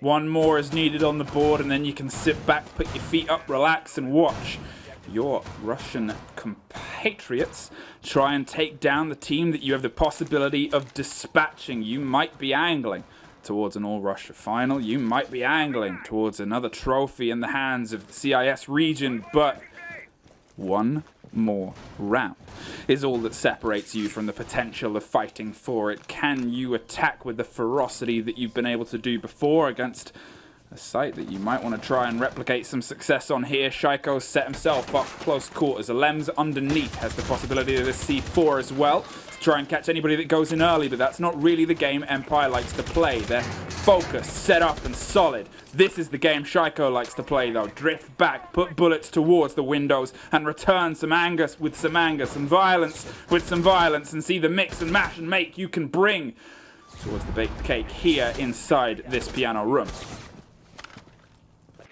All right, 4 to 6, 2 minutes left. BDS, their pressure is rising as Empire is at their doorsteps. They are about to be taken around right here as they are pushing forward to it. That's a beautiful impact to come through. Joystick takes down Shaiko as he takes a lot of damage himself, and that is the top fragger of BDS. Removed off the board in a very crucial round as Alems now takes down a ton of damage as well, trying to return fire with that TCSG, but not able to shots quite yet. He needs to make sure that he stays alive. Another loss for BDS will be detrimental as Saito picks him up. It's a 3v5 with only 84 seconds left on that clock. Empire are looking to close it out here. Two huge takes is what's echoing throughout all of the years of everybody on that Empire side right now, and two big losses is what is currently on the boards for BDS, but they still have the capability of showing up. Renshiro and Rafal have been able to put some bodies down in this game so far. Bride, sure, he's not having the best round, but he is the player with the possibility of clutch potential. There is a minute for Empire to weigh up all their options and situations, and the early smoke canister there is a bit of a breathe, so they can pull back, reassess, reevaluate, and reposition. You can see Scyther is creeping up the stairs, but Dan's the first, and Renshiro is the next to go. Now as Scyther swings up, there's Bride, but there's always, now it's only Bride, now it's nobody! Empire take the game, take the map, take the best of three, take a break as they get to sit back and watch BDS go up against Fours in the lower bracket final. Well, they used to be named Force, now they're Virtus Pro. You are correct. That's the moment. X4's current Virtus Pro, I'm sorry. You know what it means? We are continuing the France versus Russian matchups that we have had over the entire course of this major so far. It's been 4 in a row, and we're going to the 5th one as well. After a very, well, basically good recovery run during the first half for Empire, turned into absolutely a storm run from them to the finish line as they qualify to the grand finals. Get that first map advantage as well, but let's toss it over to the analysts to break this one down. What a... Where's James?